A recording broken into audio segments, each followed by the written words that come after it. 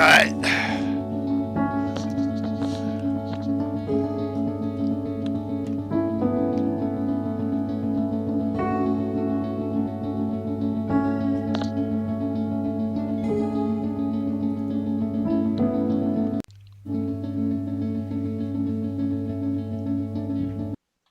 Hello. Hello. Ed has been radio silent for multiple days. I'm hoping everything's okay. Uh-oh, Yeah, that's not good. No, he hasn't responded on Discord or Twitter. Back to Gamescape 3D. We'll find out. Today we're going to do a speed paint of So, one of our hopefully everything's okay. houses to show how easy Yep. these things are to paint. Here's the peasant house I have. Nope. Ed, you good to go for tonight? Yes. I just got it. So. Oh, Okay, good. so we're all ready to Wonderful. go. So I got about 3 minutes into it so far. We got the base, we got the roof, and then we have Woo! a few smaller components. He's always reliable. I should not doubt Ed at all. Flatboards Nope. for the loft. Ever. And then I got He might be doing some secret project John. or something. Yeah, secret. Double secret Mm-hmm. probation project. Yep, NDA project. All right, let me get the shout outs to everyone here and figure out where Chuck is, because this was Chuck's. I don't know what I'm giving away for Troller Games yet. We have I'll figure that out. little ragtag. Sorry, I'm chewing on something. With a filament hinge. How are you? All right. Things going well? The models, Yep. These Good. little holes for the filament door. Awesome. I'm healing up here, so I'm hobbling a little bit faster every day. Good. Sometimes I got my just settle in orthopedist there when appointment it's washing tomorrow. out, kinda hardened. For my Good. hips, so we'll see. Sometimes with these doors, it might just Yeah. be a little off. Hope everyone You out there know, is You good. might need to clean it out. If you do, you can use a drill I'll send bit. him a text. As soon as I get through these, I'll send Is the him a size text. you need Chuck. to clean out those holes. So if I have a door there, I might just Sunday night. I got actually work tomorrow. And a little bit on Tuesday, but, you know, it's life. Yeah. Yep. And my son's off till, I think, January 2nd. So, good for him. Well, yeah. So I know you watched a little bit. That was a pretty crazy group I had on yesterday, huh? That was funny. Plenty of room now for a filament. They were crazy in an awesome way. Yeah, exactly. It was a really fun game. All right, the first thing I'm going to be doing is applying brown onto the timber frames. I like playing megalomaniac style dark elves. They tend to things tend to go wrong for them a lot because they're just so confident this first part and overbearing and preferred. yeah. So there's my brown again. We shall see. Kind of on the lighter side of a mid-tone. Now I don't want to use so much brown that I'm filling in the details, of course. Hey, Dragger here. And if some of the black primer comes through, that's all the better. You definitely don't want to waste your time creating an even coat around this. It'll actually take away from it in the end, and it's kind of just a waste of time. You can go do something else. Do make sure you kind of hit the tops and the bottoms of your timbers. Topic for next week makes sense, right? Okay. Next Sunday? Yeah. Yeah. Normally, it's the timing's good. Oh yeah, we no need to have holiday or that. anything. That's the traditional. We need to. Absolutely. It's just. I was just yeah. Yeah, normally it's not that. It's it's normally on a different a Monday or two, because there's always something going on. There's always some kind of holiday event, but this time there's not. So it's good because the Christmas is between weekends and New Year's between weekends, so it's good. Back in Sweden, everybody loved it because that meant that you could take 2 weeks off. You took 2 days vacation and you got more than 2 weeks off. Yeah, having it on Wednesday, Thursday's a definite. You get a lot of days off, but having it on Wednesday could be even more. Depending. Particular intention, and I might depending on your company or. Let some of well, in Sweden, you get Christmas Eve, Christmas Day, and Boxing Day off. Oh, so you got. So you only take, if it's on a Wednesday, you only have to take 1 day. No, and then you have New Year's. New Year's is 2 days. New Year's Eve, New Year's Day, and then you have 13-day Christmas after. That's also a holiday. No one knows why, but you get a day off work. So everybody's happy. variation is really So the there's key. you get lots of days off. Differently. All right, let me text Chuck. Place, okay, so you want to avoid painting the same way. The key is really different amounts of pigment in different areas, and that'll kind of create a little bit of your shimmer in the end. Yep. Merry Christmas, man. Happy holidays. Yeah. Let's finish that up.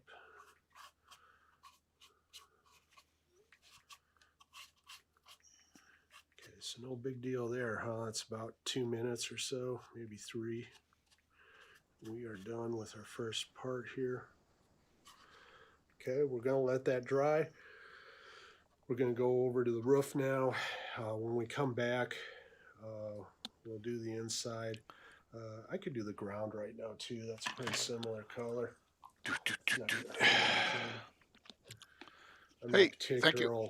particularly certain it matters if I do the ground But before, since I'm going to be it is on. putting the dirt down as Yeah. well. There he But I'm is. just going to Hello. Hello. You scared me a bit. You've been like radio silent for a couple days. Yeah, but we think you're away on some secret project that you can't talk about or mention to anybody. His library's in the having fun. background there, so. Secret projects. Yes, I have 2 new ones, and I Oh. can't talk about them. Nice. Yes. But that's good because the less you can talk about them now, the bigger the chance is that they're even more awesome when you can't talk about them. So to speak. Yes, yes. One of them involves driving 500 miles tomorrow through the blizzard to sign something and then drive back right back to the Oh my library. God. Well, it sounds awful that you have to do it, but it's nice and short apparently. Then. Yeah. Well, okay. Yeah. You know how there are people who have graduated to the electronic way of doing things, as in e-signatures and Zoom and so on. And then there are people who say, I'm coming to this spot. Meet me at this corner at this time and this time. I need everybody's physical signatures on this piece of paper, Oh my gosh. or you're off the project. So that's And it's not a place where they happen to have an airport nearby. You can fly there. Or no. This guy is driving across the border to reach a isolated motel in a rural. Now you sound like you're in the business I used to be in. Yeah. That sounds awesome fun. Yeah, without any of the stakes, but at least Yeah. it being Canada, no one will be shooting at me. No, that's good. Yeah, stay in Because Canada. Yeah, Nobody can shoot straight in a blizzard anyway. that's true. Do you have a lot of snow there? No, but we are going to get a dump tomorrow, so we've all been advised not to drive. Go anywhere. So yeah. of course, being of course you're going Canadians, to. So you're going out. Yeah. and I am like most Canadians. I do have like spare boots and a warm jacket and stuff in the car. I What just about- walk out in my shirt sleeves and get into the car. What about studded tires and stuff? Do you have that? We're not allowed to have studs anymore. You not? No, No. it tears up stuff. Yeah, and we can only have chains on certain mountain roads. The rest of the time, we can't have them anymore. I had both of those things when I was a kid. Oh It yeah. was great fun. Being hit by the flying chains of another car was a delight, right up there with getting crushed by a truck tire. Yes, I have been in a car. A guy drove the 401 every day as a courier, and he built his own frame inside the car of 2x4s, so that if a truck tire crushed the top of the car down, it would hit the wooden frame right above his head, and he'd still be alive, or so he thought. That's why a lot of people in Sweden they drive Swedish-built cars because they are made to withstand a moose hit. Ah, yes, good old moose hits. Yeah, I have hit yeah. a moose. You break their legs, and then the Yeah, two-ton exactly. body You get comes- the 1-ton animal coming Yeah. in through your windshield. So Yeah. Moose hits instead of moose head beer. yeah. Ah, moosehead beer. Moose Good is stuff. loose.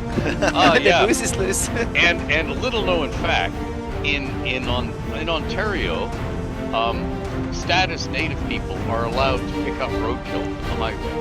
Oh, in Sweden that belonged to the owner of the land who has the hunting rights. He gets it, and that is a lot of confusion because because it can often be hard to get a hold of, and when you're standing out there with a bloody carcass stuck to your car, and you're supposed to call the cops, and they give you a phone number, call X whatever who lives 50 miles away somewhere, and this belongs to him. Yeah. So what I have a granddaughter who's native and a son-in-law who's native, and they got very good at like picking up pieces of animal that some tractor trailer had like wiped out, and just wiring it to the top of the car. You have roof racks and you have bungee cords, and you take the hunk of meat that you want to keep, and you bungee it to the car and just keep driving, so the car looks like a carnage heap out of some movie. And you arrive at a sedate suburban destination with the car bleeding in all directions, and legs of cloven hoof legs of moose and deer hanging down from it. That's cool, Johan. That's cool. We'll see how Teslas are doing in Sweden. There are a lot of them in Norway, so apparently they're working. So yep. Welcome everyone. So this is our last stream before Christmas. Oh my goodness! Yes, it is. So Ed was kind enough to come on. Now the person whose idea of this stream was Chuck. Has some family issues, and he doesn't know when if he'll be on. But what are we gonna do? So can't hold off things. So all right. First off, Astro Liars in chat, right? Jeremy, I want everyone to congratulate him as he and Tony Winslow Brill are officially engaged. There you go. Hey. Yes. So great. Big congratulations. Yes. That's awesome news. Oh. Tony's official now. Wow. She's official now. Yeah. Yeah, absolutely. So congrats. Of course. I think I spelled it wrong. No, maybe I didn't. I don't know. So, yep. So, that's good. Great to hear. Oh, you know what? I better turn my light on here. There. Now congratulations. Oh, my goodness. It's Jay Scott. It is. And I haven't shaved in a couple days. So you can see it. You can see the outlines here. So, awesome. Great to hear. So, we're legendary stories. I don't know what direction this one's going to go because I have no idea. I was going to ask you guys what the heck this was supposed to be about. It's story time tonight. How's that sound? We're going to tell some stories. We'll tell some stories about. I have one that I'm going to save till like the second hour because it's because it's poetic, poignant, and. It needs to be said. So where the heck in Greyhawk have you been if it's poetic? It is for me. Oh, okay. Okay. It's a story where he kills a bard. Got it. Yeah, well, that would be cool too. But yeah, there'll be some fun ones there. Yeah, having everyone is like Santa telling stories. Well, that's true. Yes, that is true. Have you been bad, little girls? Yes. Santa oh my gosh. Oh man. Up where I live, I work in a small town nearby, and the cops call me Dirty Santa. That's it. Instead of Bad Santa, like was that Billy Bob Thornton movie? They say, "Oh, it's Dirty Santa." They'll be okay. It's Dirty Santa. But let's have some fun with this discussion tonight. You know, we'll tell some stories about both settings. Ed may have some tidbits for us. And Anna and I can tell some things, that we're experts in. And here's my question, Ed. How many momentous or like points in the Forgotten Realms timeline are there? Like, are there 3, 4, 7? You know what I mean? Oh God. Oh, okay. Here's the thing. Yeah. Thanks to two things. TSR's stewardship of the realms and using what came to be known as realm-shaking events, or RSEs. Right. You have an abbreviation for it. Yes, to explain changes in the game, like all the assassins being removed from the game, something like that. Something to do with an addition change. which that particular edition change was to sanitize the game so it could be sold more widely. So demons and devils vanished and became Wow. Tanaruk and Tannery, Batazu. Batazu, all that, yeah. Mhm. Yeah. Insanity vanished. Poison vanished. Okay, I don't mean the words and the idea. Right, just the but names. Yeah. the specific in-game Dungeon Master's Guide effects of insanity and poisons temporarily vanished from the game. All assassins vanished from the game. They died overnight. It was the God's War, the time of troubles. Greyhawk too. They stole the idea from my Dragon 54 article, the Gods article, of having a war amongst the gods. And what I wrote at the very end of that article is, if you have a runaway campaign thing, like for instance, you've given a player a +7 singing sword, and now the player cannot be stopped, and it's ruining the campaign. You take it away from the player, win a big god event, and this big god event could mean that all clerics in the game lose their connection to their god for indefinitely. They don't know how long it's going to be, and they can't get spells back beyond the first and second level. So they have to suddenly resource manage their powerful spells, because who knows if they'll ever get them again. And the world is in chaos, and gods walk the earth.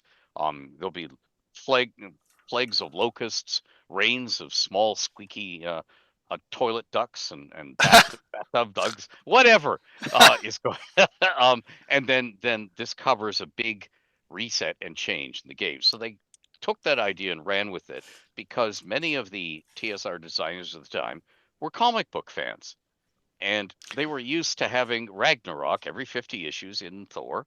Speaking of that, wow, Tim, I hit a Tim button. Oh my God, it flipped on me. I swear. All right, DC Comics. Yeah. Forgotten Realms Against the Gods. Yep. Realms shaking events. Yeah. Wow. So if you include 91? TSR's, yeah, January 91 looks like, yeah. Okay. So that'd be Jeff Grubb in the writing saddle. Yeah. Really? Yeah. There he is, down in the bottom left. There, top billing on the Jeff Grubb, left. Tom Rainey, Dave Simons. Yeah. You had that comic? I didn't even know about it. Oh yeah, this is cool. You see what it says up top? An Avatar story. This is the shorthand word for that time of troubles, the Avatar trilogy. Oh, okay.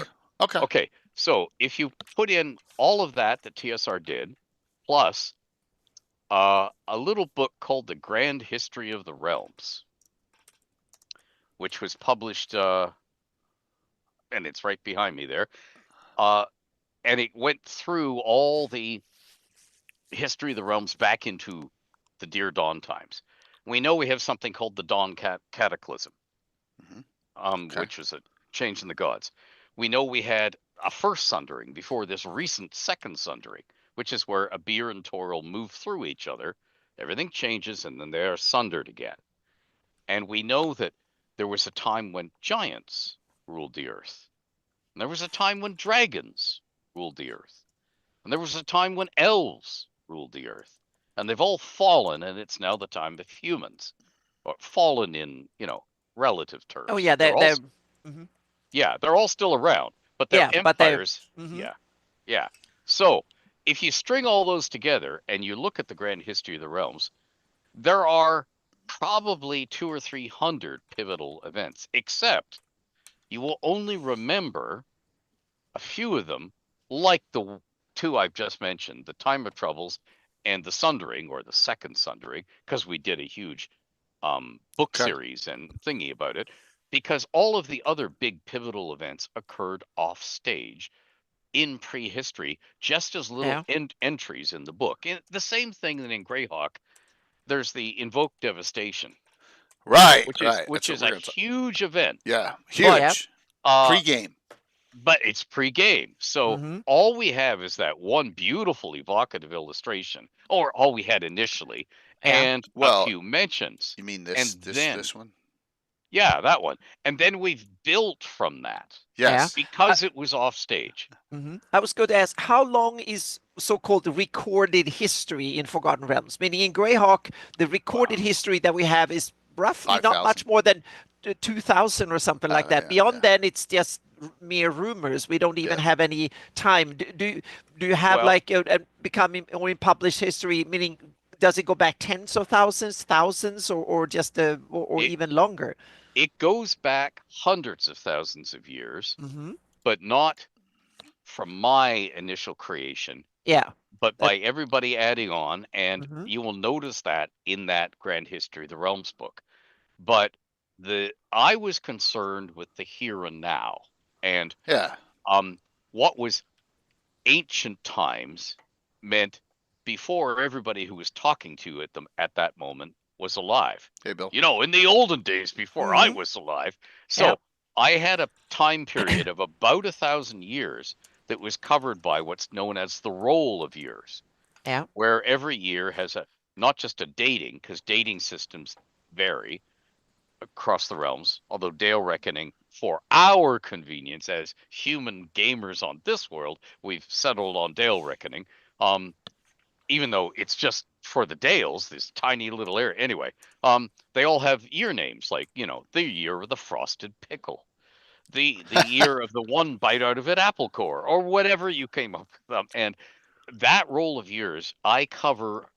Initially, I covered about 1,200 years, and I think it's been extended to about 3,000 now.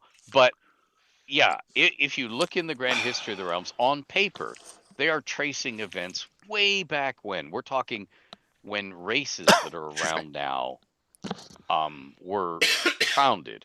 So you have, say, the barbarians, the Nars, and they have learned some mind control secrets.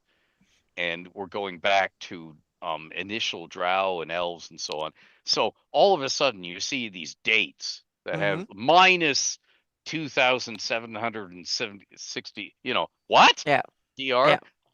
But they're not, quote, real to most people. Right. In the realms. Right. They're just something that either minstrels or bards or skalds or old drunk guys at your local tavern or priests tell you, but they don't really feel real. Yeah, well, it looks like that. I mean, when you see the Sully's calendar goes back 5,000 years. Exactly. Meaning that was my point. Yeah. When you look at them, that way we can imply that we have a 5,000-6,000 year recorded idea of history at least. And we also have some there's some Earth Journal stories and stuff that go back like roughly around 15,000 years ideas and like fan lore, so to speak, that goes back that way. And we can also imply, meaning we can look at dragons have a lifespan of a millennia or more, and they probably didn't come up with their culture and intelligence and magic use and stuff. That must be more than 3-4 generations.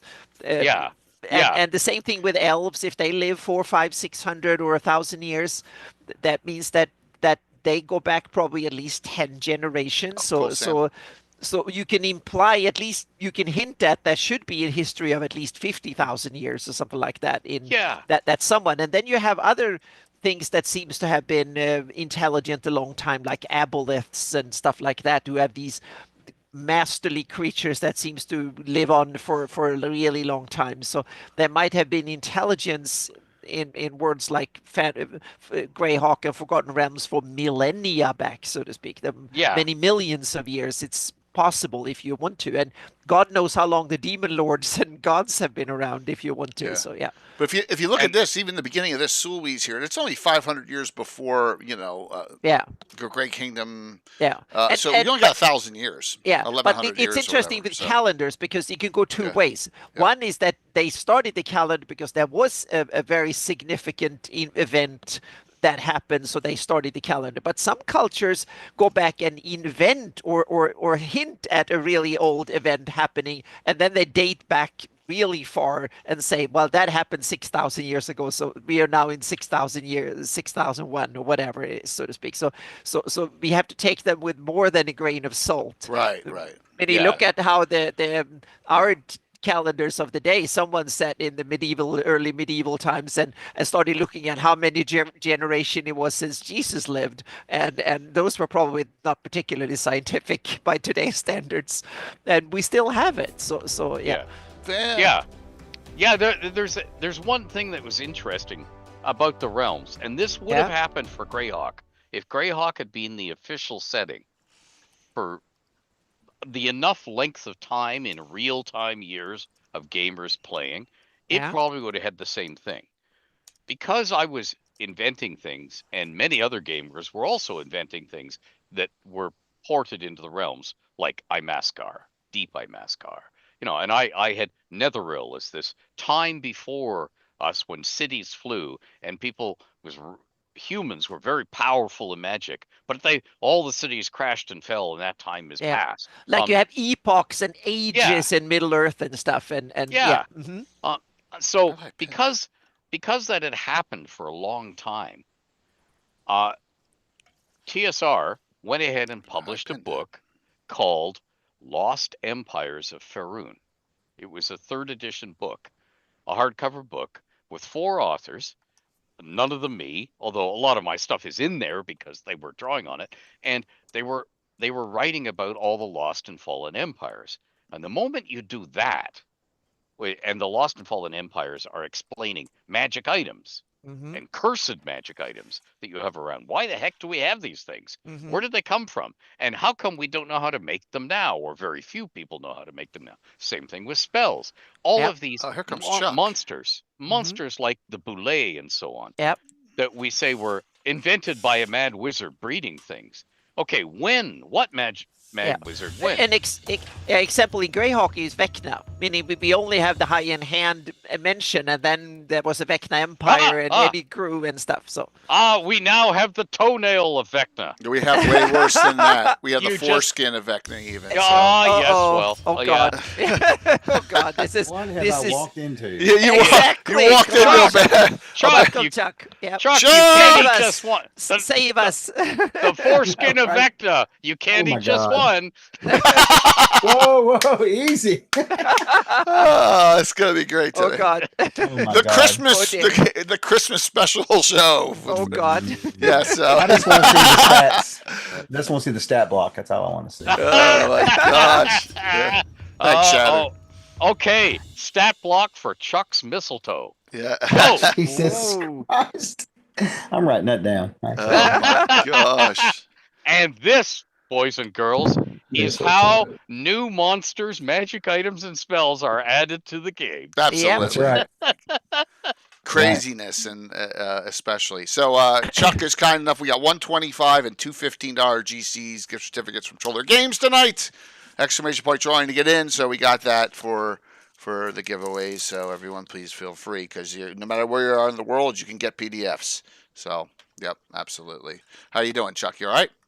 Yeah, I'm doing good. We're having I have a large family of fracturization from being married several times. So Christmas for us, the holidays, is a long ordeal. It started today. We've got Christmas going. I've got my kids and stuff. So I got to. It's nothing better than a cleansing. Well, when we first planned this out, we were supposed to do it tomorrow, but my brother's work changed. So anyway, it's all good, man. Well, I hate it. I wanted to be on the whole night, but I can't. Well, you can stay on as long as you want. So I got my wife. She's doing entertaining. Nice. Because this started because of the Thursday night 3-year partner stream when Chuck goes, Ed, I want to hear about Spellfire. I don't. Oh dear. All I know is there's a book. That's all I know. So yeah. There's a card game. There's a card game too. Is that all you know about? Is the book? Jay? Yeah. So I'm going to be honest. There's so much. I'm going to be honest. I'm very ignorant. A lot that I know is from Baldur's Gate 2. So I know that Umberlee was a dead god because you went into was it Umberlee? No. Which one was the one that's in? It's in the town. The clerics. But she's a dead god. Yeah. Well, it's throwing a ball, right? Ball's trying to come back. Correct. Mm-hmm. Yeah. In Baldur's Gate 2, which is it's my favorite of all time. I've never played 3, but 2 was so awesome. So this is the book. Yeah. But oh gosh, there's one of them. Look at that throwing ball. Yeah. Yeah. There's one of the churches within the main town that you're in is a dead god, but it wasn't Ball. It was more like a Oh God, I don't know. See, I can't remember. There's such a body count among the deities of the Forgotten Realms. Yeah, it was such a fun time. Great adventure. Chuck, will you have to go again later? Because if the answer is yes, I should get to Spellfire, so you get to hear about it. If not, we can. Yeah, Chuck. I would. So the only topics I want to discuss, I probably need to go a little later. Spellfire, and then I do have some questions. I know we usually talk about Greyhawk on here, but I do have some personal. We can talk about whatever we want tonight. Well, usually when I see Ed out in public, he's got all these people around. Doc. So you can't ask him questions. He's got handlers. Crazy fans. All these handlers you speak of, and why aren't they here right now? Exactly. I don't know. Where is Bones and all the rest of them at? Anyway, I don't know. Anyway, but sure, absolutely. So what I want to know first off is what was the inspiration for that whole thought about that? Spellfire? Yeah. Okay. Okay. So go for it. Let's go back to your childhood. Okay, so Jeff and I have that fateful conversation. I then call Mike Dobson. They buy the realms. Okay, TSR buys the realms. And Jeff says, we need to hit the ground running. We're gonna talk weekly, at least weekly. I need you to send stuff by FedEx. Use our FedEx account so nothing gets lost. I need all the stuff about your world, but I don't need just like everything piecemeal, because I'd started that way with the map and everything. He said, I'm going to ask you for dungeons. Send me dungeons. I'm going to ask you for monsters. Send me monsters. So, and he says, okay, we want to do Forgotten Realms novels, and we need you to show us the realms. So we need a big, sprawling tour novel that takes us all over the realms. And Bolos? Yeah. But that was later. I know. That was later. And that's exactly what Brian Thompson did with Volos. He did Around the World in 80 Days, a parody of it using the realms. But I wanted to, because this was my one chance, I didn't know if I'd ever get to do another novel. I wanted to parody a lot of things, and they took out most of my parodies. Okay, I'll just give you an example of what they took out. Okay? Because the novel got cut by 2/3. Really? 2/3? Oh, yeah. Yeah. Oh, yeah. Spellfire is 2/3 shorter. That is interesting. And it's actually, if I remember correctly, without getting mine down, it's a fairly decently long book, too. It's not small. Yeah. It was one of the longer of the initial books. That's right. The reissue is actually shorter because they made all their books shorter for marketing. Oh, I didn't know that. Yeah. Okay. But initially it was like, okay, show us the realms. So I did all sorts of scenes. Like, for instance, there is a female protagonist in Spellfire, which is one of the things I wanted to have, because I said everybody has young boys as main characters coming of age. Cover. Yeah. I want a young girl because we're missing that segment of the audience. They don't get anything to identify with, so let's do a young girl. And she was very young. She was very naive about things. Chandra was. I remember reading it and going, "Oh, this girl's." She's not a wizard that's come up with this power. She's an innocent. Yeah. Well, she's washing dishes in an inn. Yeah. She's getting, for want of a better term, molested by one of the guys who works at the inn, and there's nothing she can do about it. But she wants adventure. She wants to see the world. She wants to get away from the inn. Be careful what you ask for, and because she ended up seeing the world. And ended up being the only gal in this party of guys, I had a scene where she has to relieve herself. You know how they walk across the entire world and never go to the bathroom?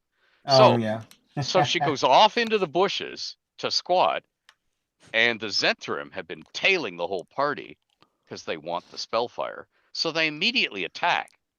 And all these guys are in over their heads, and they're fighting. They're yelling, "Chandrel!" And she's going, "In a minute!" And that's a minute because she's a teen girl, and she's embarrassed as hell, So, and of course that scene had to go. But I put scenes in like that just to parody all the stuff in fantasy. I can't believe they cut that scene, Ed.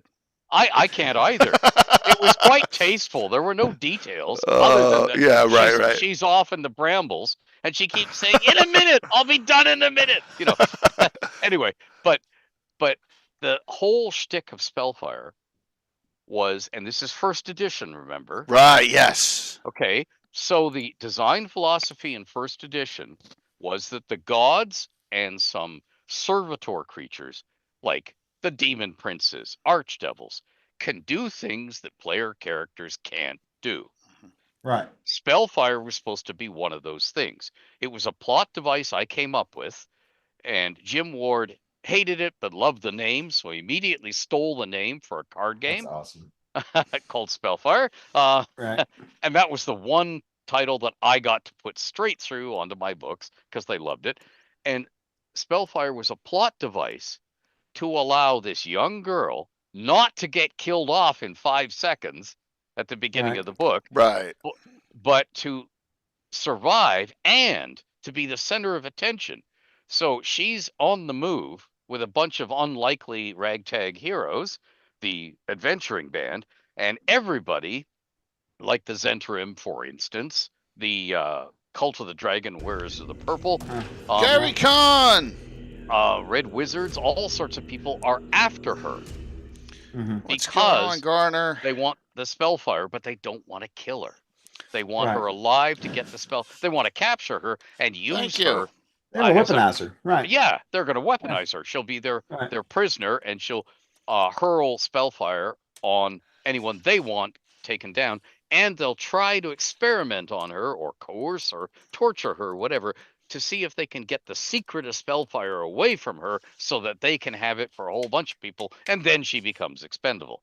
But they don't realize what Spellfire is. So I wrote up Spellfire and what it was, and immediately after all of that happened, thank you very much, we have a new edition of the game, and second edition. Yeah.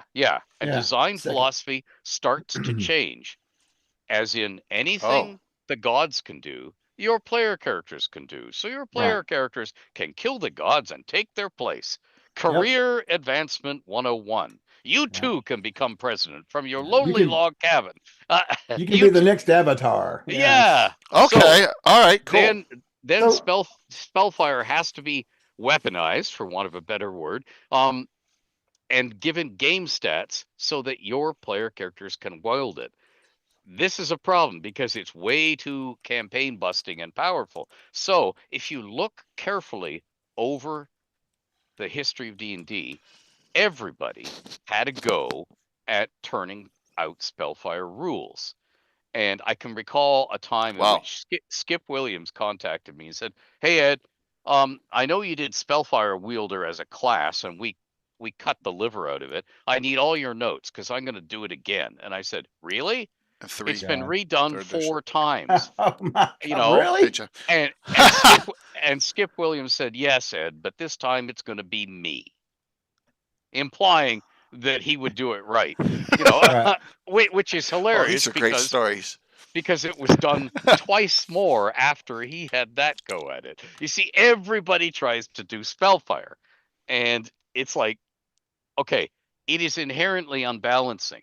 And some of the other things they took out of the Spellfire was, at the ending of Spellfire, I don't want to ruin it for anybody, but there is a Dracolich that comes along. That's on the cover, so you're not really ruining it, right? No. I don't mean the first Dracolich. Oh, the first guy. There is a second Dracolich that comes along, and there is a fight. And what it was in my original manuscript was, Narm is dying. Chandril tries to use the Spellfire to heal him, not to harm him.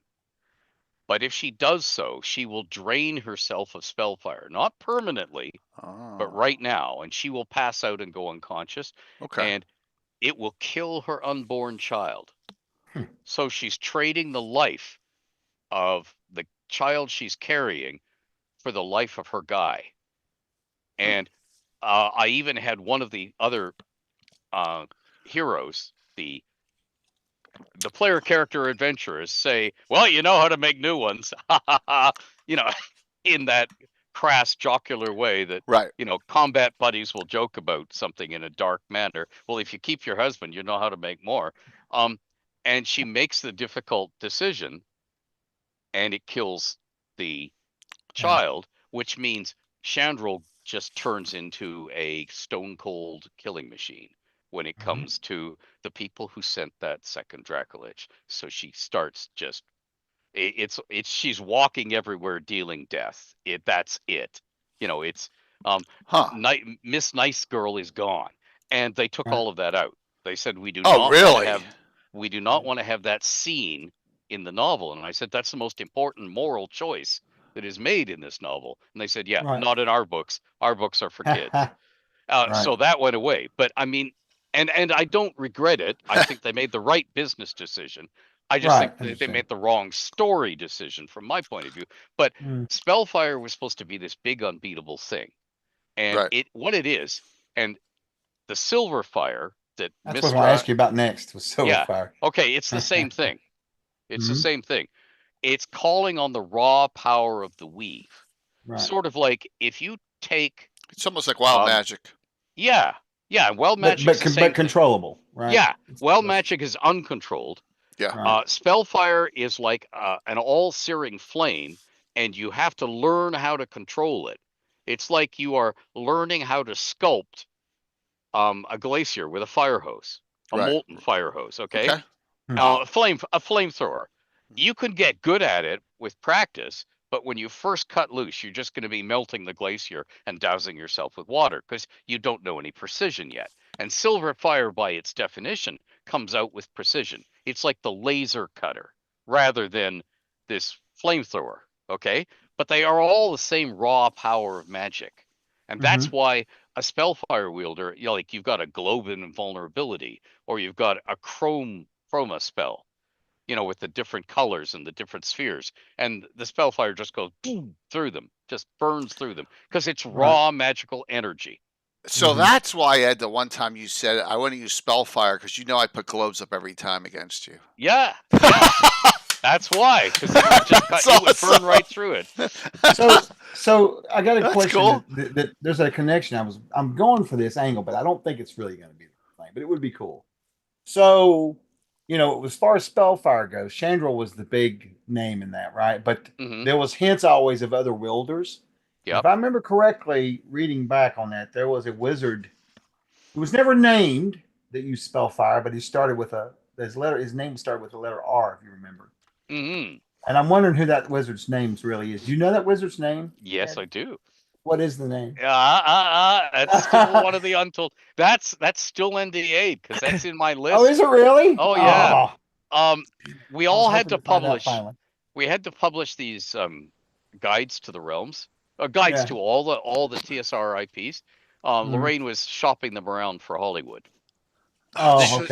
This was when they had the bright idea that Greyhawk would be separate from Dungeons and Dragons, would be separate from Forgotten Realms, would be separate from Mystara, so they could sell movies for all of them, and they wouldn't just be a D&D movie. They'd be different properties that could be shopped. Okay, and because of that, we had to write these little. They were supposed to be like 14-page gazetteers. So a movie executive who doesn't play D&D and knows almost nothing about fantasy can grok what the setting's about. Okay, it's like telling the story of the Iliad or the Odyssey in 10 pages. So there's these two empires, see? And they got guys who fight naked except with shields and spears and helms, see? And, the real rock bottom stuff.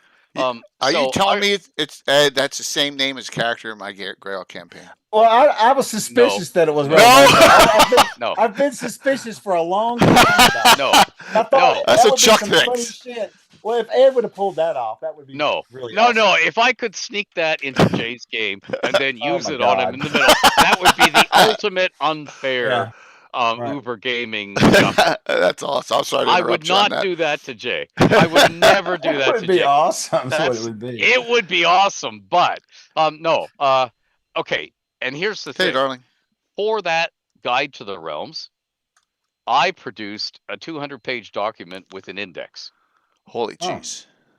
Which we couldn't get the index printed in time, so we had to go to Kim Mohan, who's at that point in the front office, because he had the only working Mac in the building that wasn't the main Mac room.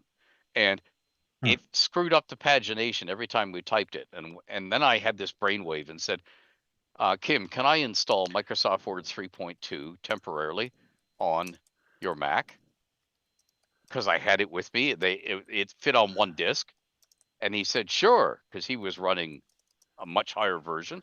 So I installed it, printed it from my Microsoft Word. The pagination was perfect. And then I wiped it all off again and handed it in.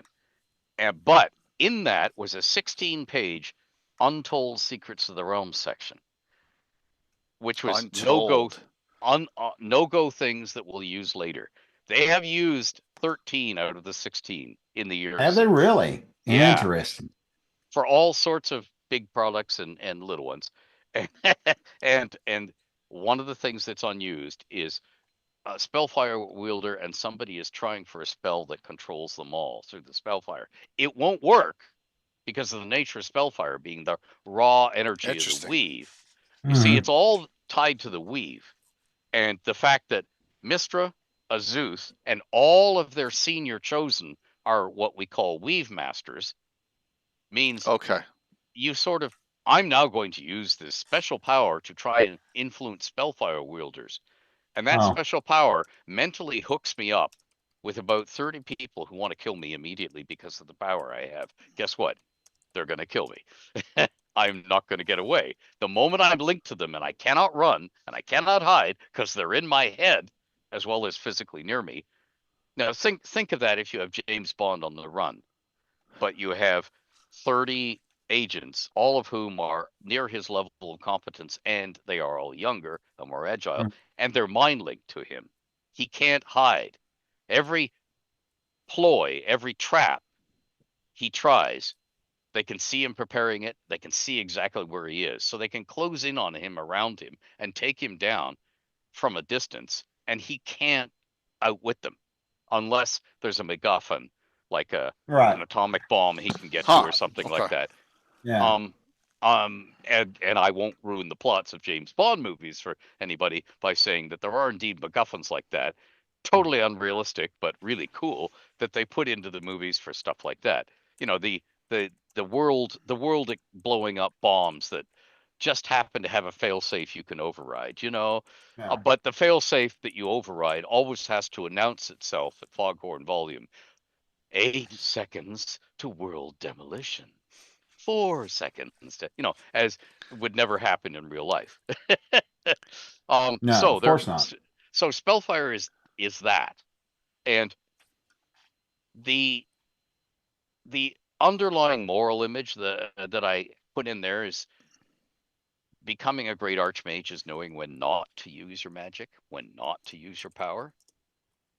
And interestingly, I had Elminster slip up on that in the Legacy of Worlds thing, and it caused such shock and consternation that we're going to see repercussions in season 2 because of that. I had a bunch of design work that has never seen print because Wizards of the Coast keeps deliberately deep sixing it. They ask for it and then they don't use it, or they deep six it. And it's what Chandrel tried to explore, which was using Spellfire for healing and good purposes rather than just as a flamethrower. And the limits, how you could heal with Spellfire. Heal yourself, heal something else. How you could use it for recharging magic items. How you could use it for recharging wards. That's right. And that was every time they would ask for that, and then they would not use it and destroy it. It's like, oh, good, he gave us the only copy of good, destroy it. Nope, I kept it. So there's that's never been brought forward. But yeah, that's Spellfire in a nutshell. Okay, very cool, man. Can I ask my other couple questions before I run out of time? Sure. I've been wanting to ask this stuff for a long time. So about the Forgotten Realms, and this I will segue into Greyhawk here shortly. But for Bloodstone Pass, that was the biggie, right? Come out, got sort of primed everybody, right? Little mini box set. Yeah. Mine's crushed. Yeah. So when the big one came out, this is what I remember so interesting about this. It came out for AD&D. We were playing it, right? And that first part that came out, that set was set in Moonshay Isles, if I remember correctly. Right? Am I right about that? Was it Moonshays? It first came out. Oh, if it's Bloodstone Pass, we're talking. Was it the box set, the main set? Oh, okay. The main set was the Sword Wasn't Coast it? in Western Faroon. That's right, Western Faroon. Yeah. But what's really interesting about that, I always found interesting, was they really switched quickly. Right, it was not on the. If I remember right now, Had you can battle correct me on system this, in it. but Yeah. wasn't it like at the end of AD&D 1 and right after that, shortly right after that second edition came out? Not It too was long after 2. that. Yep. It was Right? in between because it had battle system in it, Chuck. Right. Yeah. So what I'm finding interesting about this is it was like we got this setting, Forgotten Realms. We start playing it, and all of a sudden the second edition comes out really fast, and it just felt like there were two completely different settings.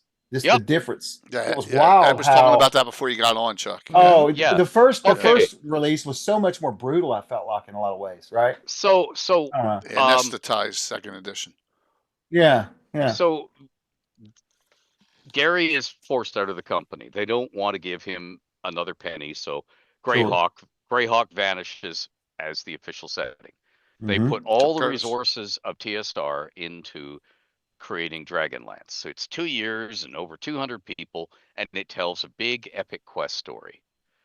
But then they needed a kitchen sink world that would take the living camp, the Desert of Desolation modules with Egyptian pyramids. Yeah, the I series.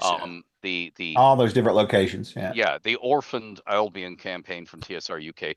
And Jeff Grubb comes out with an internal position paper called a proposal for a unified game world for the second edition of the game. That's why they're black borders. The problem is they need it right now.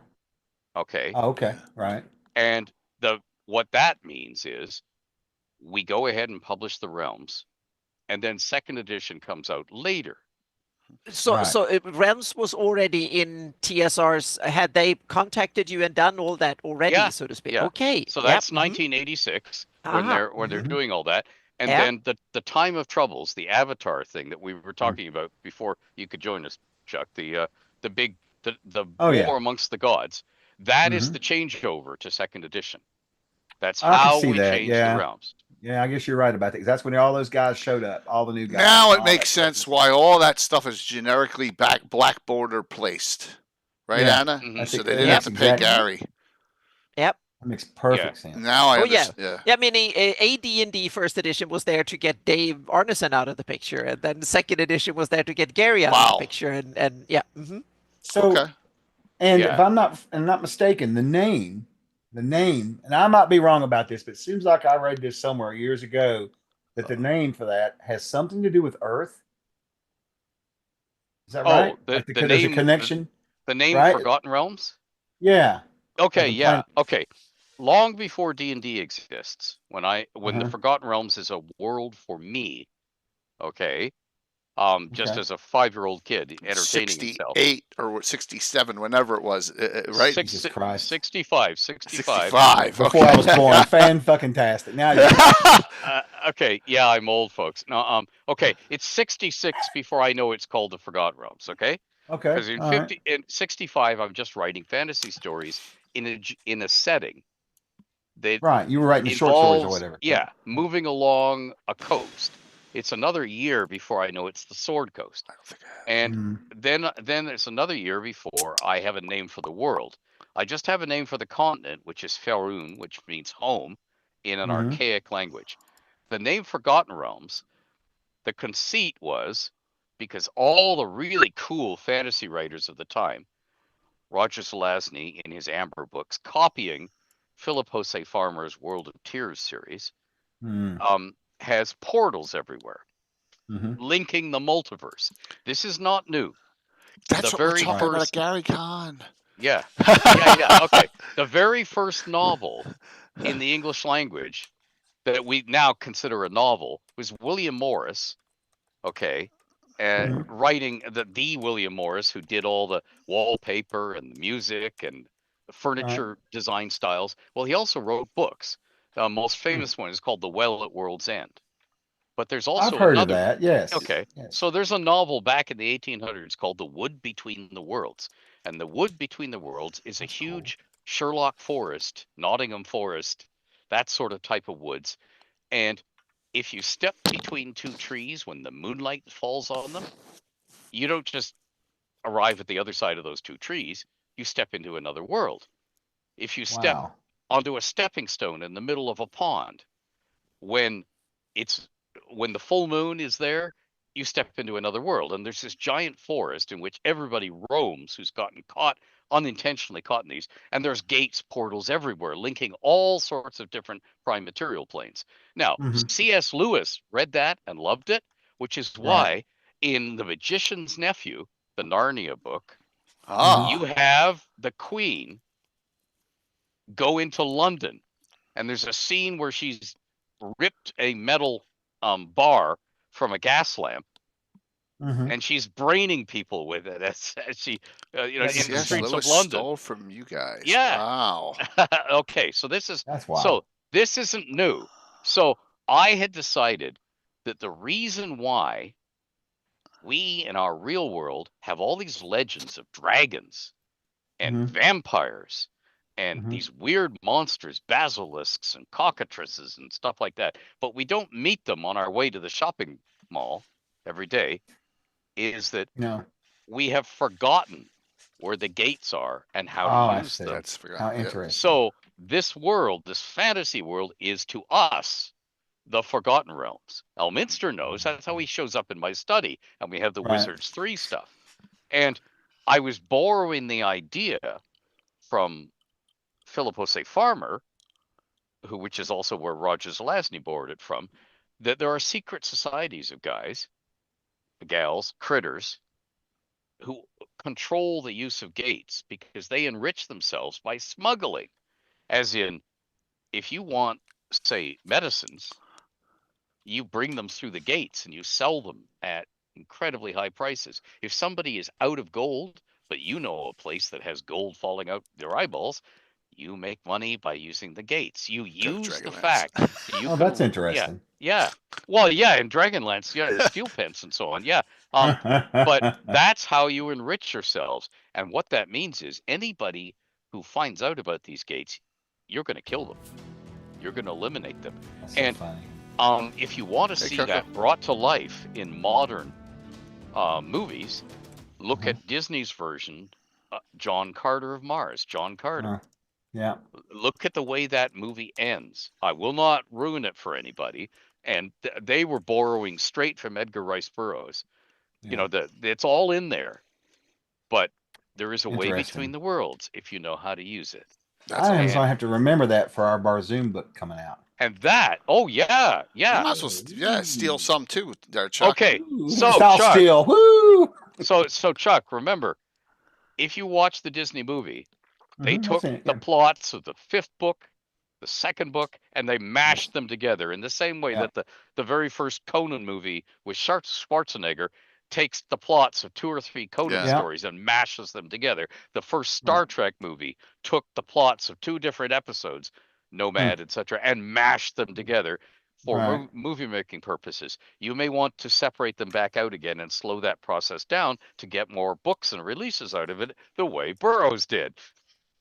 It's not a bad plan. We may have to reconvene about that at GaryCon. Well, just sit in on our seminar, Chuck. Because we're gonna what? 2:00 on Friday. Oh, it must be around ours. We've got like 3 on Friday, so I bet it's probably before or after. I probably could. Ours is in Galewood, so some of the stuff has been scheduled. So. Josh is trying to move one of them to like down at the bar or something. I was like, he said, "Yeah, boy, yes." Like, what? They're out. All right, so not to. No, I better keep my mouth shut. Yeah. I better keep my mouth shut. They're out of. They're out of space. They can't fit them. Oh, I know. Yeah, they're out of space. Fun fact, Ed. So you was talking about Elminster and the whole thing, right? Right. Are you familiar with a book? I'm growing up. There was a series it was called Time of the Dark by Barbara. Yes. You know the guy on the front of that? Hambly? Yep. Yes, we used to kid around that was Elminster having a beer on the cover of that book. Yeah, and as a matter of fact, the author of those, Barbara Hambly, wanted to meet me to find out all about Elminster years later. Oh, that's cool. That's the same conceit that the wizard visits someone's kitchen when they're asleep. Right, he shows up. That's kind of the whole thing. Yeah, right. That's cool. So and this will be my last thing because I don't want to take up the whole show, and I've got to. Oh, this is great. My wife's. I've had a lot of questions held up for a while. I wanted to ask him for a long time. So the last one, this is what I'm curious about is like you pointed out, they pretty much wanted to get rid of Gary, so they really went full haul in on Forgotten Realms. But as we know, over the years, there have been things that have come out that have connected FR a little bit with Greyhawk, and what I'm curious about is how much of that did you have any involvement with, if any, or any of it? I mean, because I don't know a whole lot about the connections between the two settings outside of, just what little bit, you know what I'm saying? Oh, yeah, I know the seminar. I'm making the seminar happen now. I'm bad. I'm very bad. No, because in the seminar we'll really go into it. Yes, we can skip. We can go on the surface here. Yeah, absolutely. What we're talking about now is the sort of geopolitics of the real world and why we did this and why. Okay, here's the thing. Over the years, from edition to edition, individuals changing chairs or coming to TSR and leaving TSR, the philosophy about the worlds and how interconnected the TSR worlds are has varied. There were times when I was told flatly, everything's siloed. Like, Athos has no connection to anything else. Kryn has no connection to anything else. Right. And then we came to the Roger Moore asking me to do the Wizards 3 articles because I didn't realize that was Roger. That's awesome. I think he was deputized to do it as assistant editor, but it would have been it would have been decided higher up above his pay grade that what they wanted to do in Dragon was publicize the worlds they weren't publishing in. Keep them alive for the fans. It's a bone to throw to the fans. There's something for Greyhawk. There's something for Kryn. There's something, we're not publishing stuff set in the world. So stuff they're still doing now. I got you. Yeah. Right. Yeah. Sorry. So that was the connectedness. But at times, and then we did this thing. Remember, I was talking about how they sanitized the game.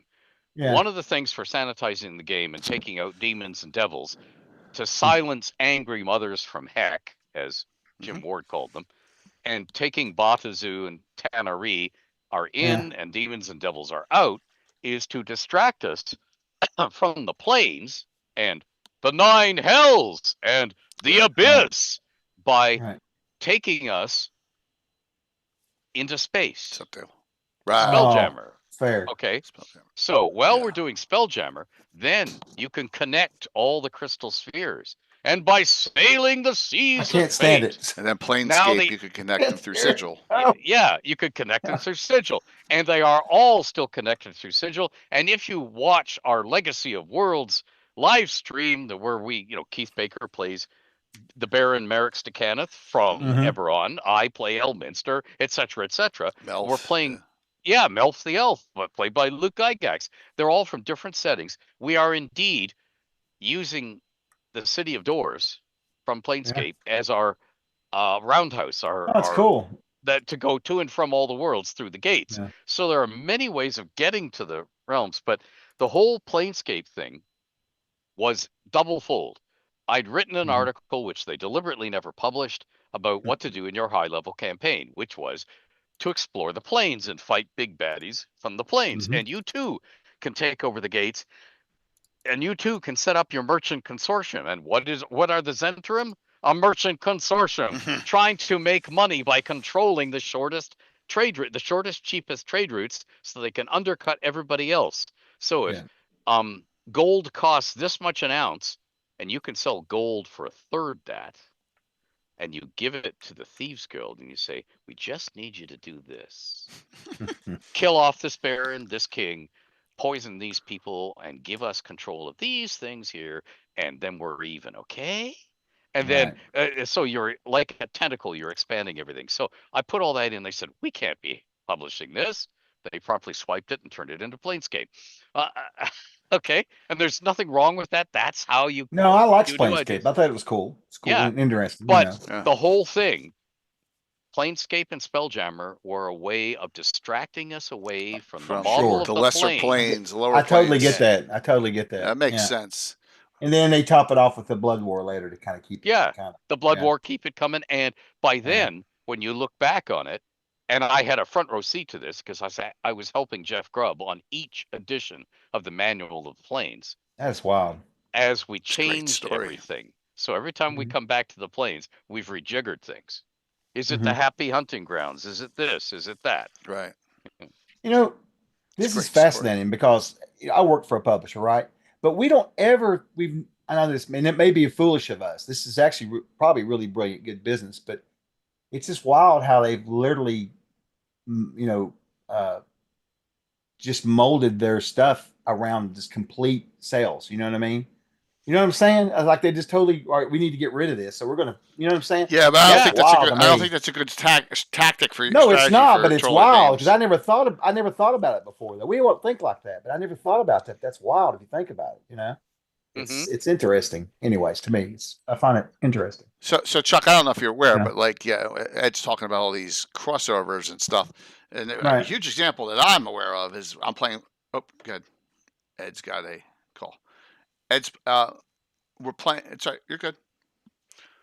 I'm playing Baldur's Gate 2, and there's a crashed sphere in the one town, and you go in, and it's from Dark Sun, and there are all these cannibal halflings attacking you inside, right? And I'm like, wow, that's pretty cool that they did that. You know, there was no Greyhawk connections. Now we know why, but there was some other ones, which was really a neat idea. So it's interesting. Yeah, definitely. So. I just never thought about stuff like that before. I mean, I know it makes complete sense and everything, but just about the fact that they're using new products to switch a focus away from older products so that they can kind of die quietly in the dark, that kind of thing. Yeah, well, we're getting the scoop from Ed. This is stuff that Ann and I have never heard. Yeah, I've never. I did. So I've never heard this stuff before. So this is great. We're not. It just goes to show you how much marketing and business can affect actual production of products. You've asked the right questions, Chuck, which is great. Yeah. Yeah, definitely. You see, it comes down to the essential question for a creative company. Do we change things and just not talk about it? This is the way they've always been. And you just stonewall the fans who said, hey, how come this? And if you want to go back in time to 1968 and 69, and you're reading DC Comics, and I'm trying to remember the name of the guy, their version, their competitor to Namor, the Submariner, in DC Comics. Aquaman. Sorry. Yeah. So Aquaman is fighting these undersea races, and the colorist changes their skin color from orange to green from issue to issue. You just don't talk about it. And if somebody asks, well, these are just books for kids, who cares? Or you try and explain everything in game to the fan base. So once you've made the decision to explain things in game, no matter how far-fetched, and those of us who bought all of the Dragonlance modules from TSR will remember the obscure death rule. You must make sure that all the major characters that get killed by player characters, they don't get to see the body. Right. He jumps off the cliff, or he falls off the dragon. Right. Yeah. So they're loaded with crap. Well, you need them for the storyline. So for the storyline, that person has to come back. And there's actually a scene in Roger Zelazny's Amber books in which one brother they're in the middle of a fight and he's pushed off a mountaintop.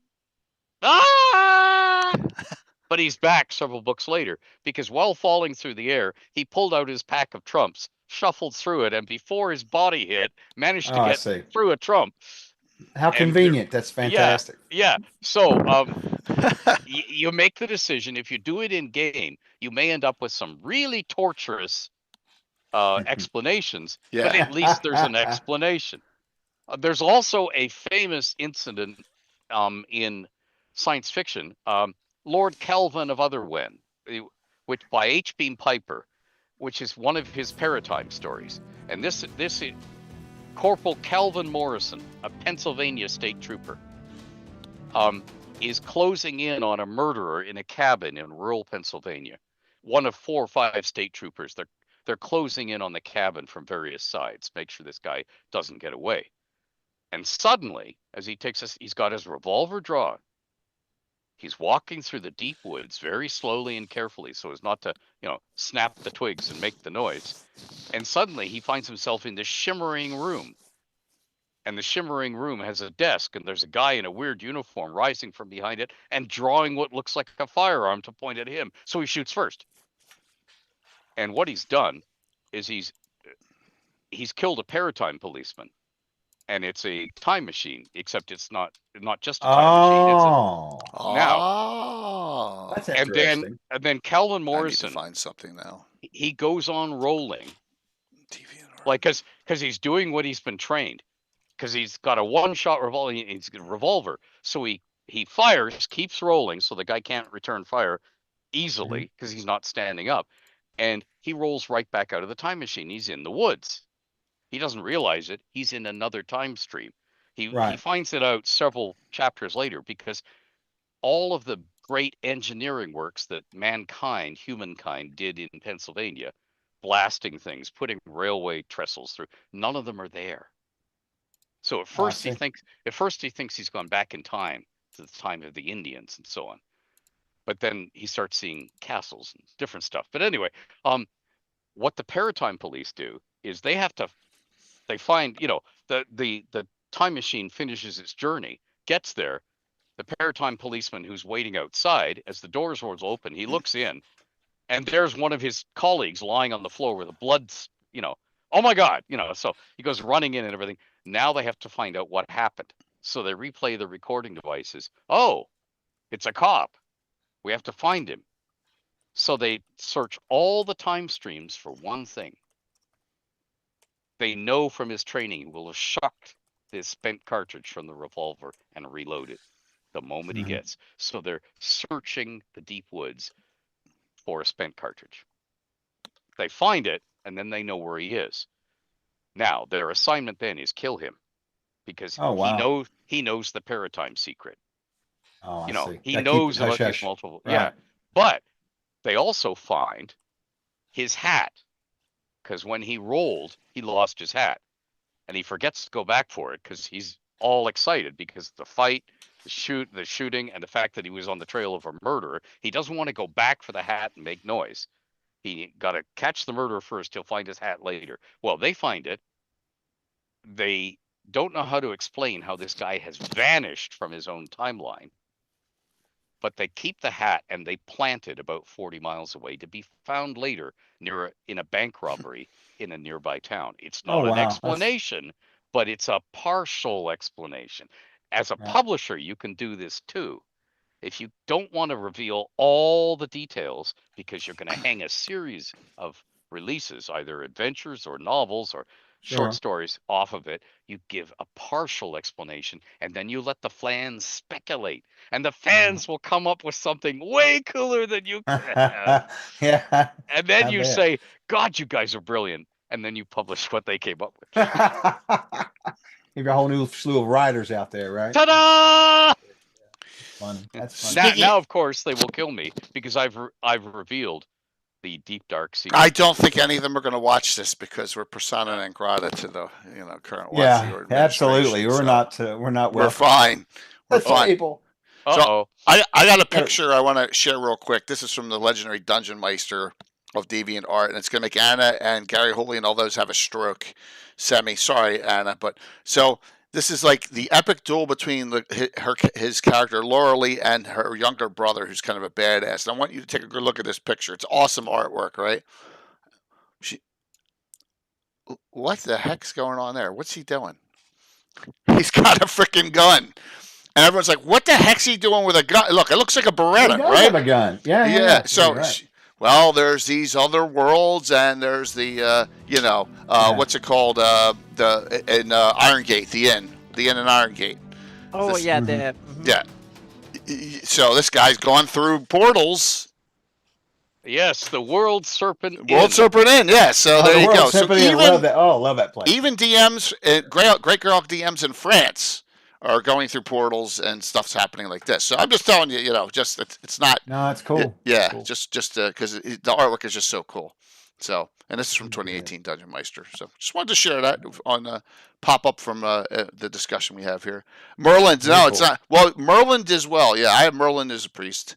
Which they are, and you can have technology and all. But man, Chuck, you've asked some great questions.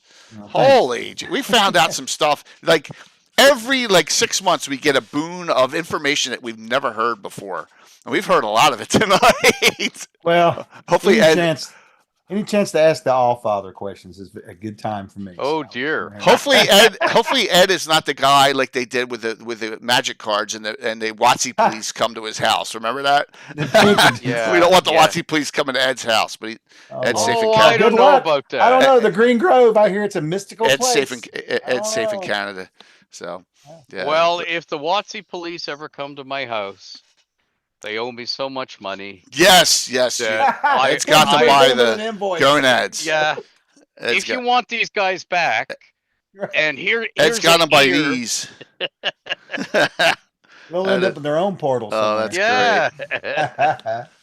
Wow. Well, listen, it's 8. I do need to run. Well, look at that. So you got in perfectly, man. So I got to get an hour. That's good. That's awesome, Chuck. Thanks for hopping on. I appreciate you letting me come on. Thank you, Ed. Just whenever you or Scott get a chance, I need the codes for the giveaways tonight. So I'll get them for you in the morning for sure. Cool. As my attorney, Curtis is my attorney there. So. Oh dear. Oh Lord, have mercy. Yeah. All right. Well, I'll cut out. You everybody have a Merry Christmas. Thanks, Chuck. Yeah, you too. Chuck, Absolutely. You too. All right. We'll see you soon, man. I'll see you at Page in a couple weeks. Yep. I know, and then we'll be at GaryCon rolling some bones. That's it. It's gonna be a fun couple months. Bring bail money. In between that, the fundraiser. That's right. So, if Curtis is in stream, bring bail money. Yes, absolutely. Oh, no kidding. That's the truth. Yeah. All right, guys. Y'all have a good evening. All right. Talk to you soon. All right. Bye. Night. Bye. Glad he was able to hop on a bit. That's fantastic. No, he asked some great questions. Man, that never came to me as to why Greyhawk disappeared in that second edition era. Now we know.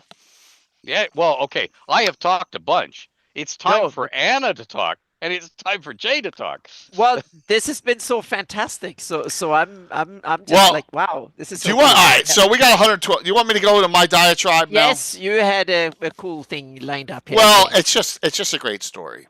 All right, I'm going to tell it. Bill, the Master Crafter, is going to appreciate it. A lot of people are going to appreciate it, but you're all going to know where it's going to end up. All right, so we're going to start with this publication from Greyhawk Mike Bridges.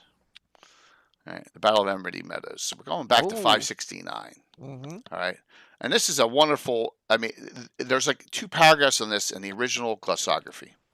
Right, just talking about this battle and what happened to it right here.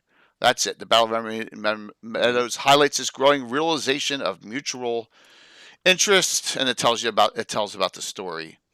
So as we know, this is good defeating evil at this point in Greyhawk. This is setting up the campaign. This is setting up what's going to happen if you're playing a 576 game. This happens in 569. Well, when I was a kid, I'm like, I don't want to play in 576. I want to start here. So we all played characters basically almost named after ourselves, 16, 17-year-old squires and stuff, and we were here at the battle, right? That's where we started. Mostly human or half-elven characters, and it went on from there. And we also talked about, Hamlet, about Hamlet, and then all those years we're waiting for the frickin' Temple of Elemental Evil to come out. Now, does everyone know where this is going? Now you do. So, Temple of Elemental Evil comes out, and we start playing it when it comes out, and we're going back and forth. We have multiple venturing groups going in. And you get to that spot on the 3rd level. I don't care if I'm spoiling it for any of you. Hey, Mike. Yeah, Emerdy. Yeah, Emerdy was great. Look, right there. See that name? Prince Thrommel IV. Marshal of the combined armies of Furion and Evoluted, also a renowned paladin. Thank you, Mike, for writing this up. It's a great write. Mike, if you have a link to this on your site where people can download this, please. That will be awesome. Link it. If you do, Mike, that would be fantastic. So, and it talks about the battle. There's also notes in here, just going over everything that happened here, the battle itself. But this leads into the Temple of Elemental Evil, right? This is the prelude to it, and this is 7 years in game time before you're supposed to be venturing in the temple, 576 or 575, whenever you start. So the story goes in 573, the prince gets kidnapped by who knows who. Now, there's all sorts of bizarre, stupid things out there. Like Niron does it and all this crazy stuff that Sam's going to go, oh, yeah, the elves did it because Sam hates elves, or the Scarlet Brotherhood did it. None of that makes any sense, right? So someone else did the download. My article is on Cannon Fire. All right, well, if Sam, you're on, if you can link it on Cannon Fire, that'd be great. I'll link it. Oh, thank you, Anna. There you go. Found So it. there's the download. Yep. Lots of great stories here. So you get through and you get to the Temple of Elemental Evil after us playing it for like 2 years. 2 years we're playing. And these characters, and Bill was not around. Bill didn't come until 92, but all my base characters, players, Tim, Mark, Walt, Alan are all there. And they figure out the trap. You know, Thrommel is there, and they rescue him. And he goes off, and Belvoir, after a couple of years, it's not right away, abdicates, and he becomes an ally of our group, and we're doing adventures for him, and all this, right, goes on and on and on. It goes on in my campaign for, I don't know, let's say a decade. Then I read a book by Monty Cook. And it's Return to Temple of Elemental Evil. And first of all, I say, why? Why are you redoing it? Secondly, I'm like, this is awful. And third, why is Thrommel wandering around this as a real vampire when he was an illusion of a vampire in the original? And that's where we go with this. So my story is this. I'm going to undo this very soon. And you probably all know what's coming. So we're going to fix the lore so it should be correct. In the project with Luke. There you go. I've spilled the beans. That's my story, Ed. Do you like it? I love it. Okay, boys and girls, for those of you who have access and money to see movies, there is a movie out there called Free Guy. Yes, that's a good movie, actually. Yeah, starring Ryan Reynolds. And the villain in that story, and I'm, again, trying not to ruin it for anybody, is asked by another character in the story, why don't you just do your own game? Why is it a sequel? In other words, why are you ruining the original game by doing a sequel? And he explains the compelling business reasons for sequel, baby, rather than doing a new game. And it's very eloquently, punchily, and in short form, because it's a movie, put to you. But that's why you do sequels. Should you? Hell no, most of the time. You should come up with your own new stuff. But if you're a publishing company, boy, do we have a lot of sequels. And in TSR's case, they couldn't even come up with new names. So you have different products that have nothing to do with each other, like Lords of Darkness from edition to edition, where we reuse, or Drow of the Underdark, we reuse a name for a completely different product because, well, it's a sequel, baby, or we're going to trade off and it's like, and you should never do this, but they always do for business reasons. Yeah, absolutely. Like this Drow. So this book, like Drow the Underdark, and it's a second edition book, right? It's awesome. It's an awesome book. And then it's redone in third edition. It's redone in fourth edition, right? It keeps on getting redone. But this is the one. This is my go-to. I utilize stuff in this all the time.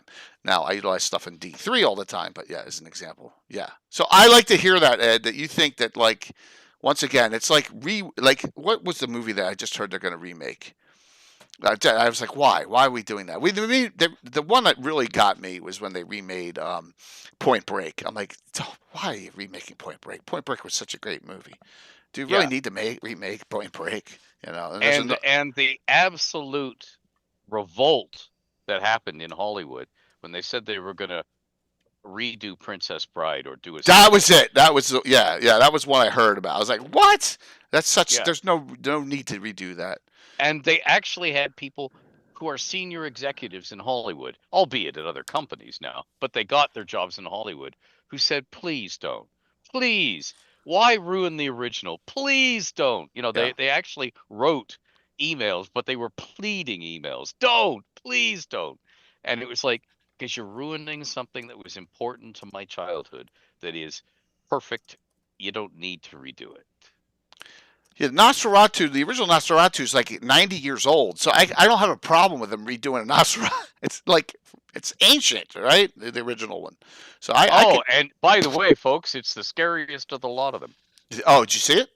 Oh yeah. Yeah. We used to show it as a film strip when I the original working at the library. Yeah. Yeah. Yeah. I mean, it's a silent. The original is silent, aside from a soundtrack, a music soundtrack. Boy, is it creepy. And the woman's sacrifice, I will say no more, is like, wow. When you realize that she's doing it deliberately, that's a hero. So my only point to all this was, and I know I've been on this soapbox for 6 years, of me streaming, is when something happens in your game, right, that's momentous and it's a focal point in your game, and someone comes along and does something that's so ridiculous that you're like, I hate this. I have to speak up. There's things that I don't agree with, and here's one. Sorry, Dale was going to say no. I hate Philidor, but Philidor doesn't affect my campaign at all. That affected my campaign, and I just was like, my gosh. And it was right in the story. You guys made it so that he's becoming an ally of yours in the future. That's what it all is. And like, so, and I think Luke's like, yeah. And so we'll see. But that's it. I just wanted to tell that story. I love the Battle of Emerald Meadows is one of my favorite. There's two things that are my favorite of all time. You're on, I'm busting your stones. That's all. I love the Battle of Emerald Meadows, and I love the Hateful Wars. And the Hateful Wars are like 2 sentences, but we got great people like Tom and John Kelly, and I did a 24-hour stream on it. So there's great stuff in Greyhawk, great stories, and great that are legendary. And I wish I could give, I don't know, Anna, if you can, like evoke devastation in this discussion. I don't know enough about it beyond what's written. Well, we now got we know that we all got it wrong previously. So that's one of the interesting things. They turned the culprit around. So the Sul are now redeemed, which is kind of an interesting part. I think it's kind of cool but we don't know that much about it. I tried to come up with my own idea why Greyhawk ended up where it ended up, because I wanted to know for my own campaign so I can weave kind of old cool stuff in there. So I'm kind of backtracking the story further on. So I want to build why this happened and the Sul Empire and stuff like that. So I'm writing my own story. I'm like 4,000 or 5,000 years back in history, and I also tie it into geography. So I've written a little bit about it on my Earth. It's on my website a little bit, but I want to do way more and tie it in, because I want to have legends. Meaning, why are there abandoned cities way out in the desert somewhere and stuff like that? That was a reason they lived there 3,000 years ago. And I want to kind of, what world and what was the world that built that city? Who built the city? What reason they had a city there?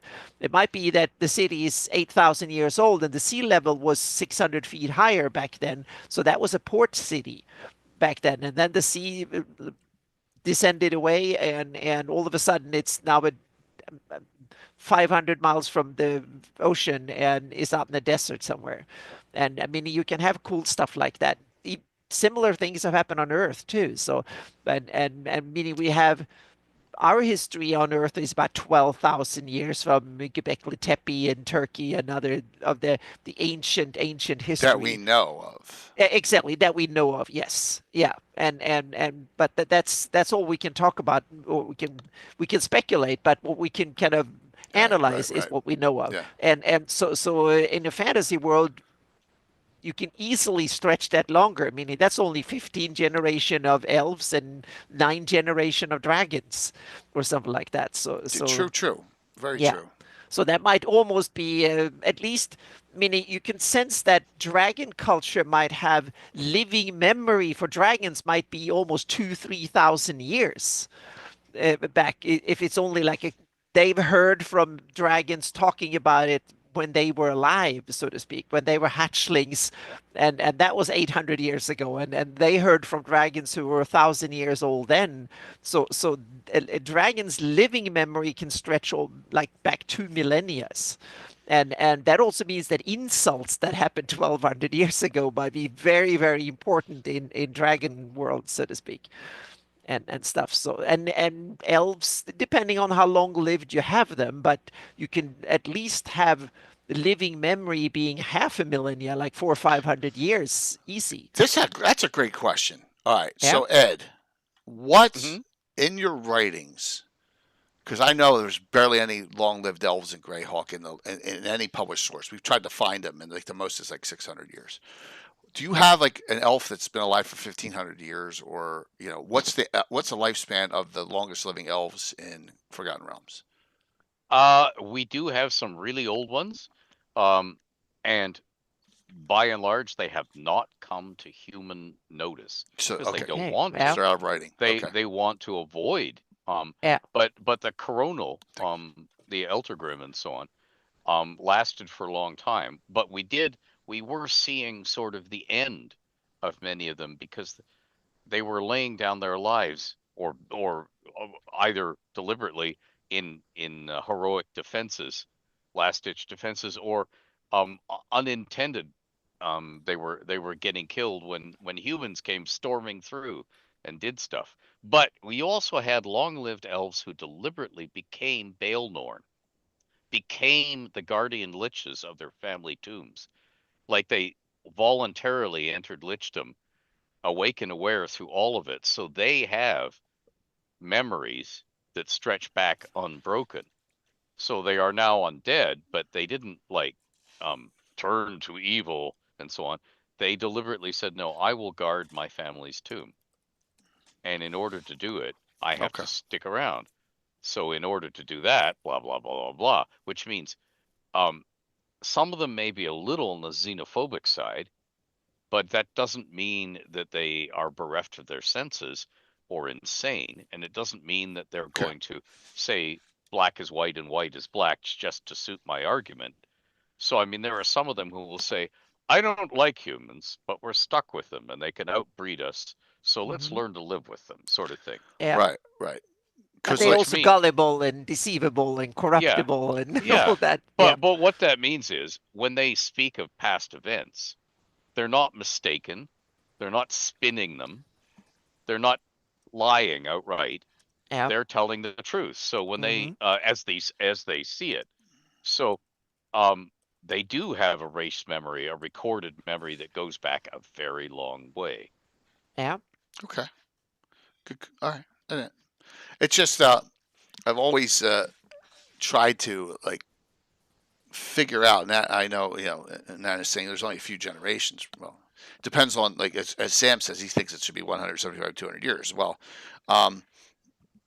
they just are nowhere in written lore anywhere in Greyhawk, and I'm thinking to myself, well, the lore we have, at least from the box set, is written by an Iridian, meaning Pluffet Smedgir the Elder. Right. So it's not from that base, but exactly. There's very little elven lore in there, so to speak. So that's written from a foreigner's perspective. Right. So, and there's another thing that prevails in D&D, and in fact, if you look at the D&D Essentials rule book and that lays forth the rules for somebody who's never played before, and there's a document from around that time, which was a directive co-written by Greg Bilsland and Chris Perkins about how to write adventures. The good way to write adventures for what became the Adventurers League, what they wanted to see. And one of the first things it says, adventures occur in the here and now, meaning please do not waste your word count space on ancient history and timelines. Yeah. I mean, they can be there to provide a pretext for something, but the adventure takes place right now. So if the focus is on right now, and the focus at that time in the game, and it's changing now, but the focus was human-centric, then what you're giving your space time to when you're writing is what's on deck here and now. Right, What right. matters to a dragon or a giant or somebody else who has a very long lifespan, say one of the Bruce Cordell Far Realms, Illithid, great elder brains and stuff like that have been around for a long time. They may know things and have a memory that goes way back, but is that germane right now to the adventure at hand, aside from setting up the big evil plot that your player characters are going to defeat? And the answer is usually no. So guess what? It doesn't appear in the lore because we don't have word count for that.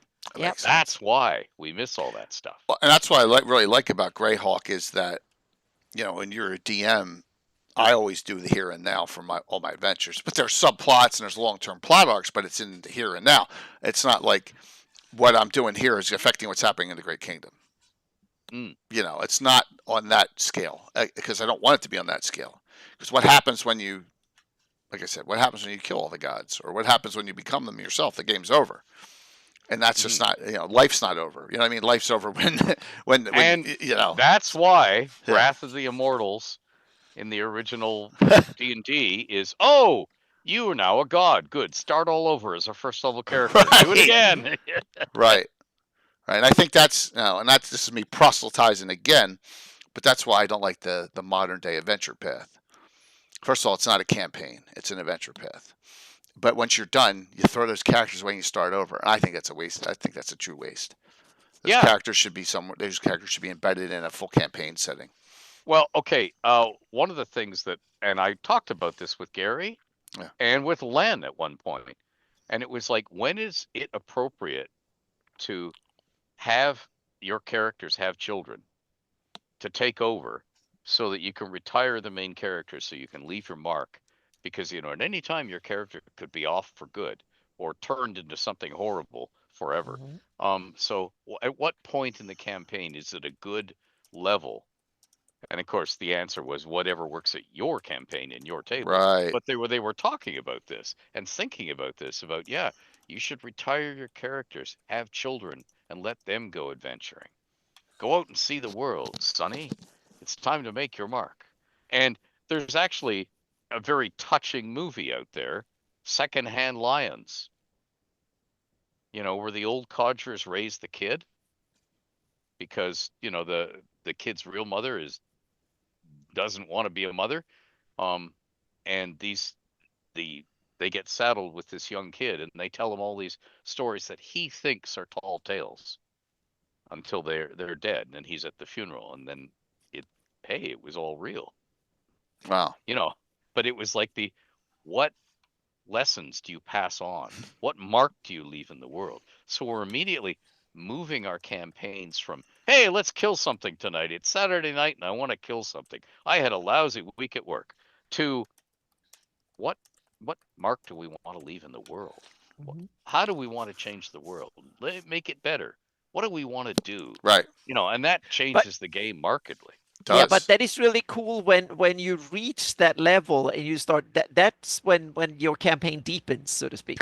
When you start having enough, and it naturally comes to that, when you have a game group and all of a sudden you have enough story to build on, and it takes on that bigger meaning. That's a great event in every campaign with every game group. When you get to that point, so to speak, it becomes more than just a game of rolling dice. It takes on its own life, so to speak, which is amazing. Yeah. So Ed, Anna and I haven't asked this, but have you brought us any tidbits here of stuff that you were working on, or this is great discussion. I didn't write up any lore for tonight because when you said that Chuck wants to hear about Spellfire, I thought, okay, so we're just going to be shooting the shit. Okay. Which is handy because I have so much stuff that I have to get done before the end of the year, because you know how Hollywood works. I'd like that on my desk so I can go and enjoy my Christmas vacation with my family. Meaning I would like it to be in my secretary's electronic inbox, but I need to know when I get back to work sometime in the new year, we will jump in and work on that, meaning I will order other people to do the work. And in order to do that and enjoy their Christmas vacation, they want you to have it all done. So I've been busy doing all that done stuff. And as a result, when you said that, and I said, okay, what's it about? What That's What good. do you want me to prepare a Oh, lore this is for? great. So I just didn't. No, that's all good. No, it's excellent. I have another question. This is kind of deep. I remember when the second Baldur's Gate 2 came out, and then they had the in between thing, and you had to go into the temple, and at the very end you fought Demogorgon, right? Mm-hmm. How do Asmodeus, Orcus, Demogorgon, all those interact with the deities of Forgotten Realms? Good question. Thank you. Most of the time they ignore each other and work side by side, like pursuing their separate things, and they try not to get in each other's way. Do you consider demon lords like gods themselves in that sense, or are they different types of? In their own setting, they're gods. Mm-hmm. In the realms, they're demigods. Makes they're sense. stripped of enough of their power. Okay. But they don't want to fight anybody else because it's a question of wasting strength and power on stuff that shouldn't matter. Like you are spending your ammo on something you shouldn't because you need it for the blood war or whatever. Okay. So you just try and avoid outright conflicts with the deities of Faerun, particularly in that other hands than mine, I'm being polite about this. Right. It's okay. Have portrayed. You see, I knew we had to have fallible gods because you can't have heroic action. You can't be heroes if there's predestination, if everything is prophesied and is correct. Because then you're not heroes. You're just pawns following your role in the greater script that was written before you were ever thought of. So you have to have fallible gods, like the Greek and Roman gods. They are superhuman, as in they have all the human foibles, but they just have huge amounts of power. But in the hands of other designers than me, what that turned into is the gods are effing idiots. So if you're going to have effing idiots in your games, then the demon lords and princes who have been around at top power level for a lot longer than a lot of these deities in the individual world settings, well, what they will do is try their best to outwit, manipulate these stupid gods and get them to do what they want without, because it's poor style. You lose points on style at home in the regard of everybody else if you get drawn into an open conflict, you idiot. You can't even pat the dog without causing it to snarl and bite you. You're really good at this, aren't you? Sort of thing. So they end up trying to outfox the deities of each world setting without an open conflict because they want to keep their powder dry for the real fights they have at home amongst each other. And if you do it that way, you see, because I like that. I'm trying to figure out what gives my player characters the biggest role and importance. And the biggest role and importance is being either manipulated, duped, or as outright agents recruited to work for these other powers, these demon lords and princes with a pact or whatever, or work on behalf of the deities as clergy or as paladins or whatever. So you try and do something that sets your player characters doing something meaningful rather than just being the spectators as the gods fight amongst themselves and remake your world in front of you, and there's not a damn thing you can do about it. So you set the campaign up that way so they have some measure of importance. Okay. That's something deep there. Yeah, because I just always found it interesting because you had you have the monster manual of all them there, and you have some you got some that appear, you get deities, demigods, you got a whole mix, and you have each of your settings ones. And I know you have a lot of Finnish, and I love the Finnish ones. I love Leviatar is one of my favorites, and she's always been in my campaign from day one. I didn't have any Greyhawk deities, so but they always seem to fit, like certain ones, Orcus and Demogorgon especially, and Asmodeus, and I have the Spader, but it's like I know that like Carlos actually says, well, the Greek gods are there. They just don't have any power base here, right? If they're if they're on our Earth, then they had back in the time they did. So that's a good way of thinking about it. So I just always was curious as your thought on the diabolic and demonic. Hey, Skarshak, working in tandem with your deities. So that's a great answer. Mm-hmm. So Anna, throw something out there, legendary, because I'm asking all the questions. Yeah, I was going to say now I've been so stuck in Shieldlands and the Horn Society and Pharaon and IUs and stuff, and it's so cool because now I started planning my campaign when I mapped Shieldlands almost 10 years ago, and then 5 years ago I decided now I'm going to start experimenting with Shieldlands because it was just empty green hexes. So it was kind of a cartography challenge because the Darlene map is just empty green hexes. What do you do with it? And I wanted that as a test bed to see what I could do with World Machine in the new. So I started researching Shieldlands heavily, and then it was like, this is a cool place. I'm going to have it as my setting. And then I started mapping it, and I set up my campaign. I played for a few years, played like 60 sessions or so, and I've run a 5 game convention games set in that one too.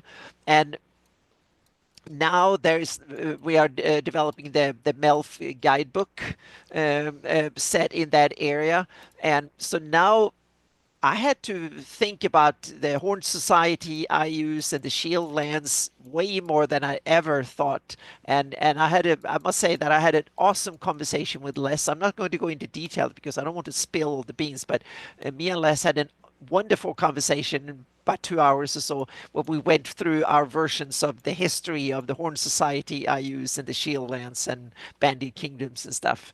And it's amazing what you can do when you take all these little embryos of things that are in the text. We went through all our notes and we kind of, what about this? And where did this come in? And this demon lord, is he part of this story? And so on and so forth. And we came up really, really cool stuff and found a lot of and even if I've been thinking of it and living with this story for half a decade and have a couple of 100 pages of whatever stuff now for my campaign, and I realized there's still new cool stuff, and it was like, yes, that's how you can weave it in. And I'm just amazed of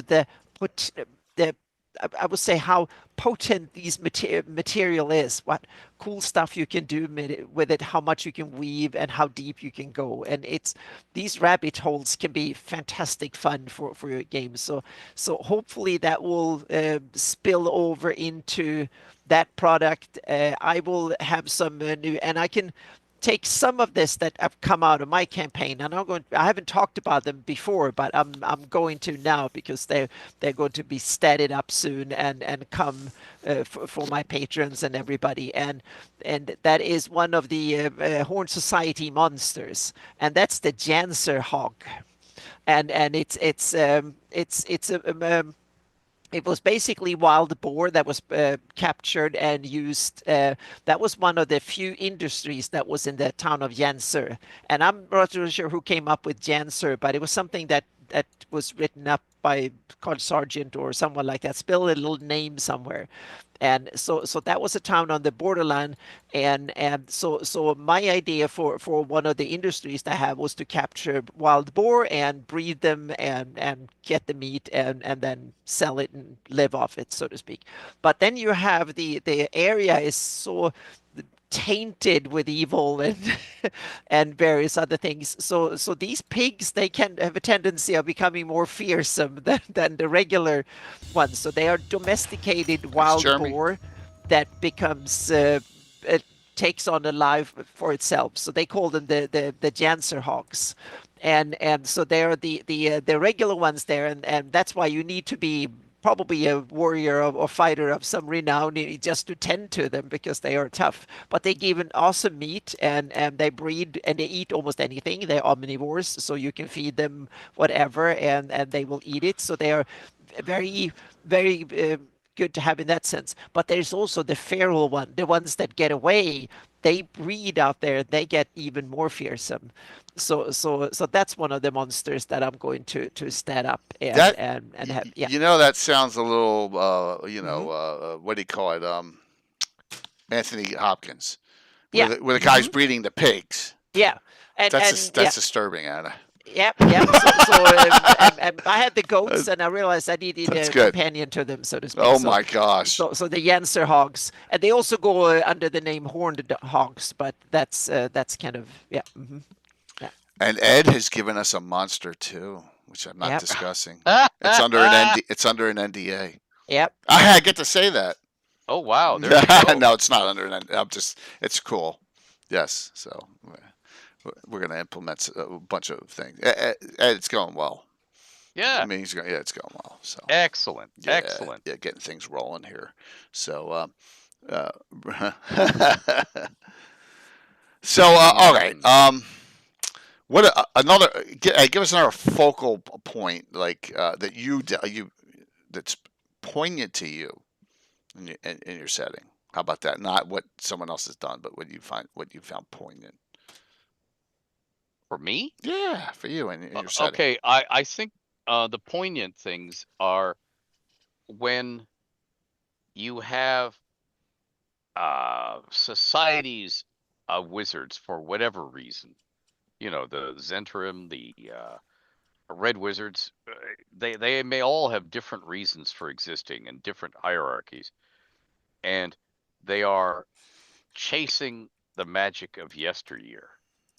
You know, to try and find the long lost treasures, you know, because it tells us, and that's the poignant bit, that in the past, magic was more powerful or magic users were more widespread, held more casual daily power, and some things that we could do then, we cannot do now. Some stuff has been lost. Oh, wow. That sort of stuff.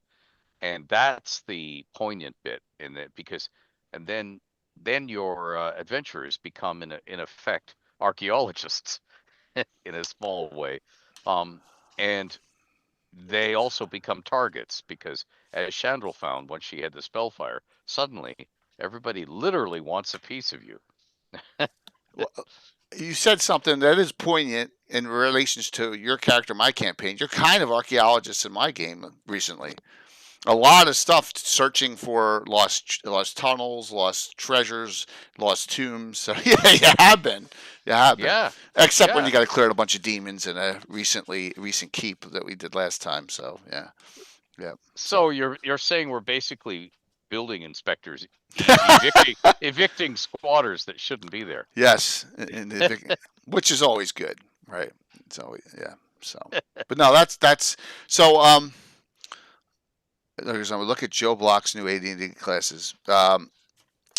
Interesting. I haven't, Dale. And you're saying they're AD&D and they're not 5, but I have enough classes, but maybe there's 1 or 2 that you could implement. So you're talking about spellcasters, Ed.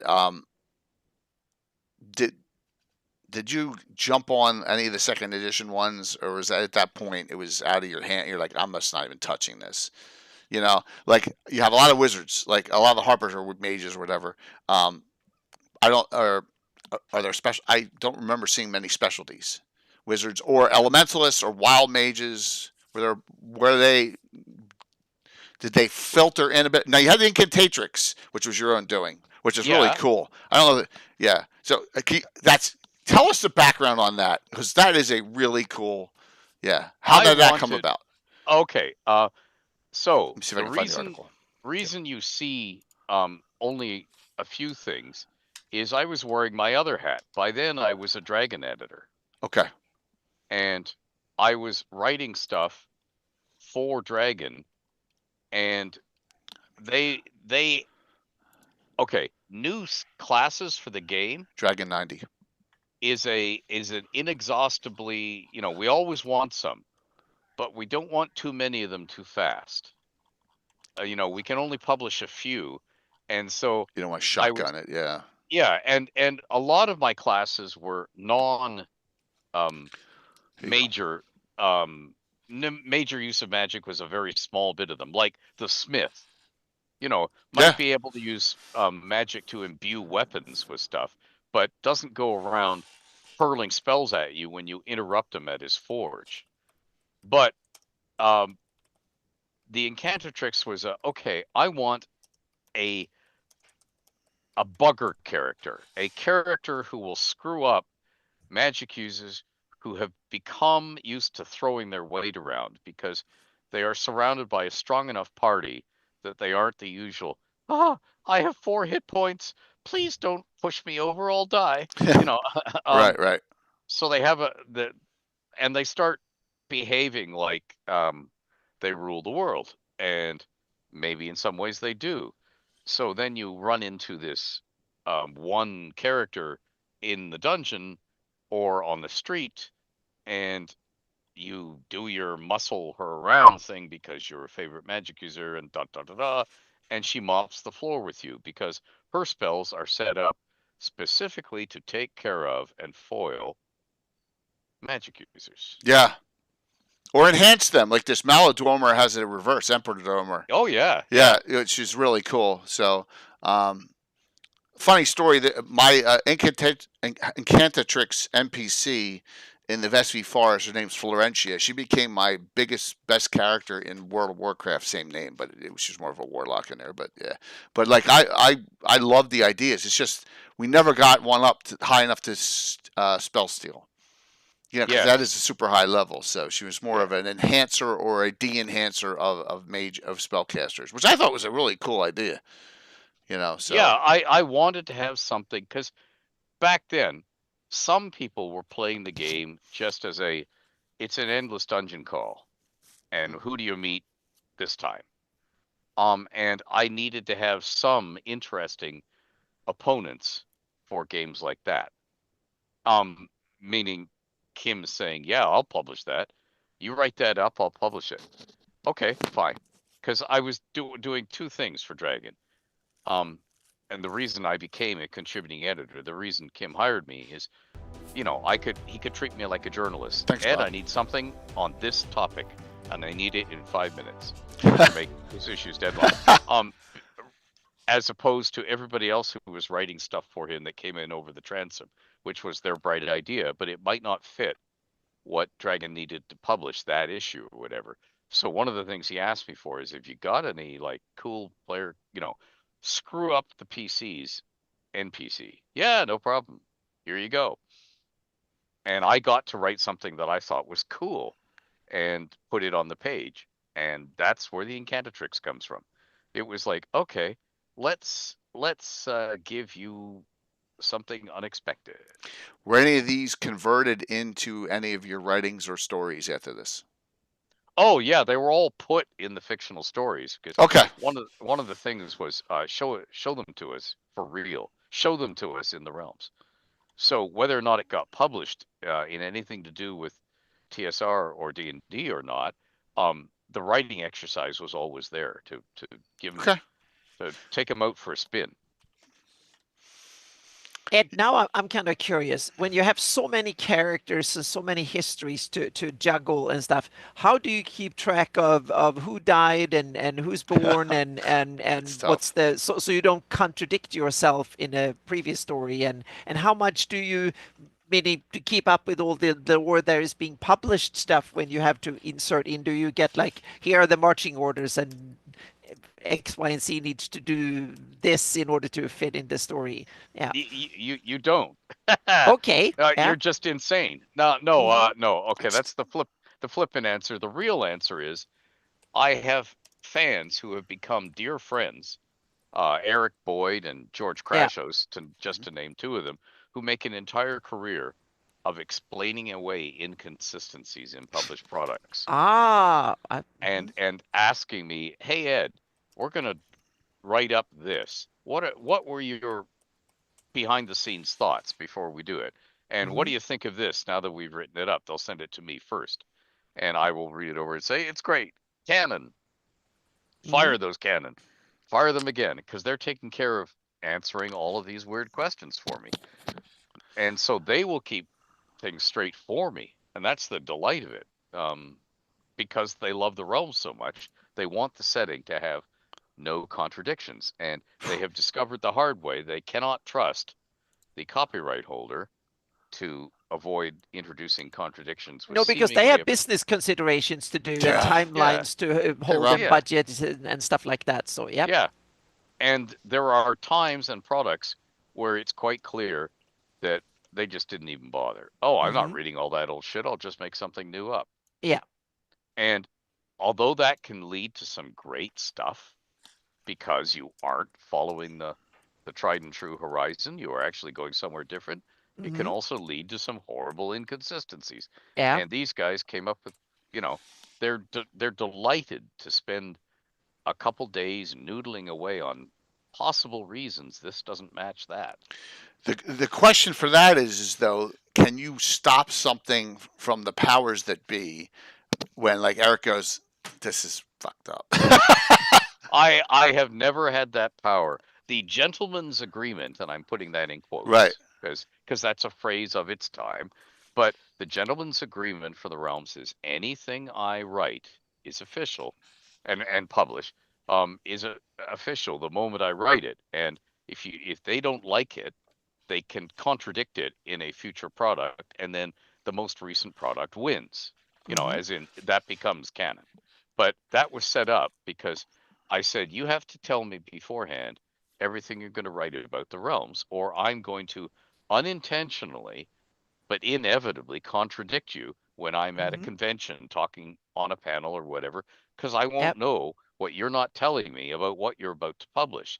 And they said, Ed, we can't do that. You're not in-house. We can't be granting you access to. And I said, welcome to the big leagues, boys, and behaving like a Christian or whatever you want to call it. When you say, this is what happens when you have a living world with a living creator. Yeah. This is how you should handle it. You should trust me by now that I'm not going to say and do malicious things to ruin the setting by deliberately contradicting you. I have no interest in ruining the setting. I love the setting. I devoted my life to the setting. I'm not going to screw you over. But could you do me the courtesy of telling me what you're about to publish so that we don't have contradictions? And some iterations of staff at the copyright holder have embraced that because it makes their working day so much easier, and they can leave awkward little questions like, what does drow breast milk taste like, to me, and I will answer them, and they can get on with their lives because they have to produce stuff and get paid for it and bring it out on time. So the truly obsessive fans who are going to spend their entire rest of their lives asking follow-up questions, I will quite happily engage with those people because I love the realms, and they can get on with what they're doing. If they have the brains to take advantage of that offer, everything works fine. If they don't, we inevitably get contradictions. And then it's super fans like George and Eric, right, and others, Eric Mengi, when it comes to Moonshays, the Moonshays and so on, they devote their lives to creating cool new stuff because they love this or that corner of the realms. And they bring us something really cool and really new. And I love it. To me, this is my reward for creating the realms all those years ago, that there are people across the world whose lives it has really touched and it really matters to them. And they will add creative stuff, just as you guys add to Greyhawk all the time, because you love the setting. I mean, you can't do it to make Gary happy. It's too late for that. That's my question, Ed. How do we get Luke that power that you have for Forgotten Realms for Greyhawk? Well, you see, I don't really have it officially. Right. Because what it comes down to is the same as we all discovered with the open license. The power can be taken away in a moment by somebody who just doesn't know about it or doesn't care about it or doesn't agree with it. The fact that I made an agreement with other people, they don't care about that. It's worth the paper it isn't written on, sort of thing. And that could happen to Luke at any time. Yeah. And I also think the good thing is that I think it's very much up to Luke what role he wants to play in this, because he now has a chance of establishing himself as one of the major Greyhawk creators if he so chooses to do, and through publication on DM's Guild and stuff. So he has a meaning his last name, and simply he's been one of the probably the second or third or fourth or fifth longest playing Greyhawk ever, so to speak. So he was there in the very early beginnings. So that means that he has a stake in it way higher than we have. But yeah, I remember Luke as a nice little kid, which is so weird because I look at him now and he could mop the floor with me, and he's this huge hulking man, and I go, okay, now I know what it was like for my grandparents to look at all these kids. There's something in the water. They're a head taller than us, and they're younger and stronger and more vigorous. And I remember when you were a little kid, So yeah, I have that weird feeling, and Luke is a really good friend, and we adventured together, and I think to myself, in the best of all possible worlds, you'd be running Greyhawk right now. But so we just have to make this new publication so kick-ass that they're like, wow. That's what I meant. Meaning, Luke has a chance now to establish himself and his publishing in the Greyhawk realm, and that's what we got to do. We just got to blow away with this. It's that simple. And they're like, oh my gosh, and then And I just want to help out as much as possible to we got a great team. Happen. So it's exciting, Ed. Just like you said, you had the thought that we're going to open it up, and they did. So really. Cool. We've talked about this, like when we're sitting there in Legacy of Worlds in between filming, we sit down and have dinner in the evening at Tommy's studio. We're talking about now what would you want to do first as a Greyhawk source book? Where would you want to go? What area would you? And Luke could get this little smile, and he'd say, well, which tells you right out he's thought about this. Yeah, he's thought about this a lot. We've refined it down. Yeah, we've refined it down to instead of all of the Lands of Ayus, which would be its own book, its own monster. We want to adventure. We're gonna have, and we're gonna, it's gonna be a 3-book set. It's gonna be 3 different. It's almost like a trilogy. So, nice. Yeah. So more to come. So which is cool. This is so cool. Create new legendary stories. Yeah, I want. You see, it's a golden time to be alive as a gamer. Yeah. It would be a more golden time if Gary was still alive and none of this unpleasantness has ever happened. Yep. And he and Dave were still happily working together. All that stuff. But that's in the past. We can never have that anymore. So now, what is the golden age right now? The chance to get Greyhawk back as a major setting. And, there are fans who think, well, what do you care? I mean, you're the competition for Greyhawk. Well, no, I don't view it that way and never have. I'm a greedy gamer. I want it all. Yeah. I want Greyhawk and the Realms and all the other settings. I don't view it as a zero-sum game. If we publish one, we can't publish the other. No, you can publish them all. You've got fans for all of them. Yeah, meaning I would love to see a Dragonlance TV series or movie or Driss Do'Urden series or more D&D movies set in Forgotten Realms, whatever. Maybe even in the far future, some Greyhawk stuff. You never know. So we'll see. Yeah. But I want to see that. Yep. Yeah, Bill just said we need to get. Bill Master Crafter said we need to develop a zombie goat mini. Whether it's a 3D print, we need to get. That's awesome. Yeah. Yep. We need that. You're absolutely right, Bill. I'll send you some images. Yep. I bet you Jeremy could do it. I bet you Gamescape could do it there, Bill, and render it in Z-Knife, or we'll just get Christine Van Patten to do it, or someone, and then So I'll send some. Look at all these ideas coming up, Greg, and from this discussion, it's like boom, boom, boom, boom. So yeah. That's when this show you do really shines. Because people start firing, their brains start going woo woo woo, and then we could all, even if it, somebody else who isn't one of us who listens to this, who's tuned in and listening right now, they could create something in the future. Yep. Because of the idea that just hit them while they were listening to us talk. Yep. I am the lone survivor of that at Tower Gygax. Yeah, Curtis, you believe it. So. Yes. Did you kill everyone off during your Tower of Gygax? No. When Bird and no. I killed nobody off. Wow. My job, I thought, was to be different than all the other DMs, not to kill them off, scare the pants off them a couple times, and give them healing and magic items and so on that would give them hope.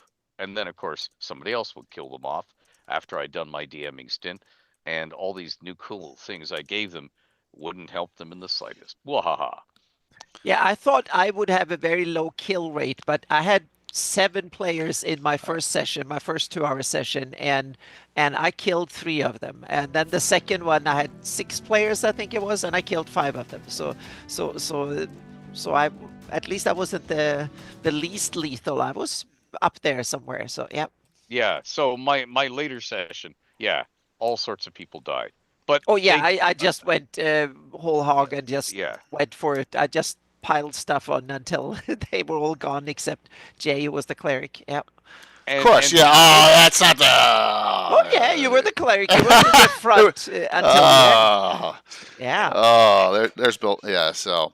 And we did. And have wisely one... so, because otherwise you would never got. Oh yeah, far. true. Yeah. Yeah. We did have one crazy player, as in one of those players who says, "Oh, this is a situation where everybody dies. Okay, I'm gonna poke the demon prince then." You know, in other words, doing stupid things because hey, we're all gonna die anyway, so I might as well have fun. And of course, the moment that happens, and they start attacking their fellow party members and stuff like that, then it's just, you know. Thanks, Rob. It becomes ludicrous real fast. All right, let me find some things here. Let's reminisce a little bit then. So I had this as for next week cover. Thanks, Morgoth, second hype. Thank you so very much. So let's reminisce a little bit. You okay, Ed? It's almost 9. You okay? Running a little bit? Yeah. Okay. Yeah. Look at this picture. All right. So look at this picture from Gary, everyone. And if you can't go, so Curtis, me, right? Coco, Bird, Brett. Bashman licking Brett's head, Vamp, or Chad, Anna, Ed, and Yoav, all there, just hanging out. I mean, it doesn't get any better than that. Look at that. It's just a wonderful, wonderful. Look, Anna's got a Tower Gaiax shirt on as it is. Yeah, so. And a gentleman whose cover we will not blow, but he and Anna were telling literal war stories all night.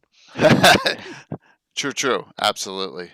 So I love Ed shares it. Yeah, that's it, and that's why Ed is so blunt on things. I think wait a minute. Let me see what else I got here with Ed in it. Ed. Another picture. All right, there we go. From that night, at all those beautiful people. Yes, myself, Bird, Vant Wickman, Coco, Ed, and Anna again. You know, all from Gary Con, and just hanging out. Think about it, it's hanging out in the night. So I think this is Tuesday. This is like, I think the day before, 2 days before. I think it's Tuesday before Gary Con actually started. Oh yeah, it was after the founders and all lunatics. Yeah, absolutely.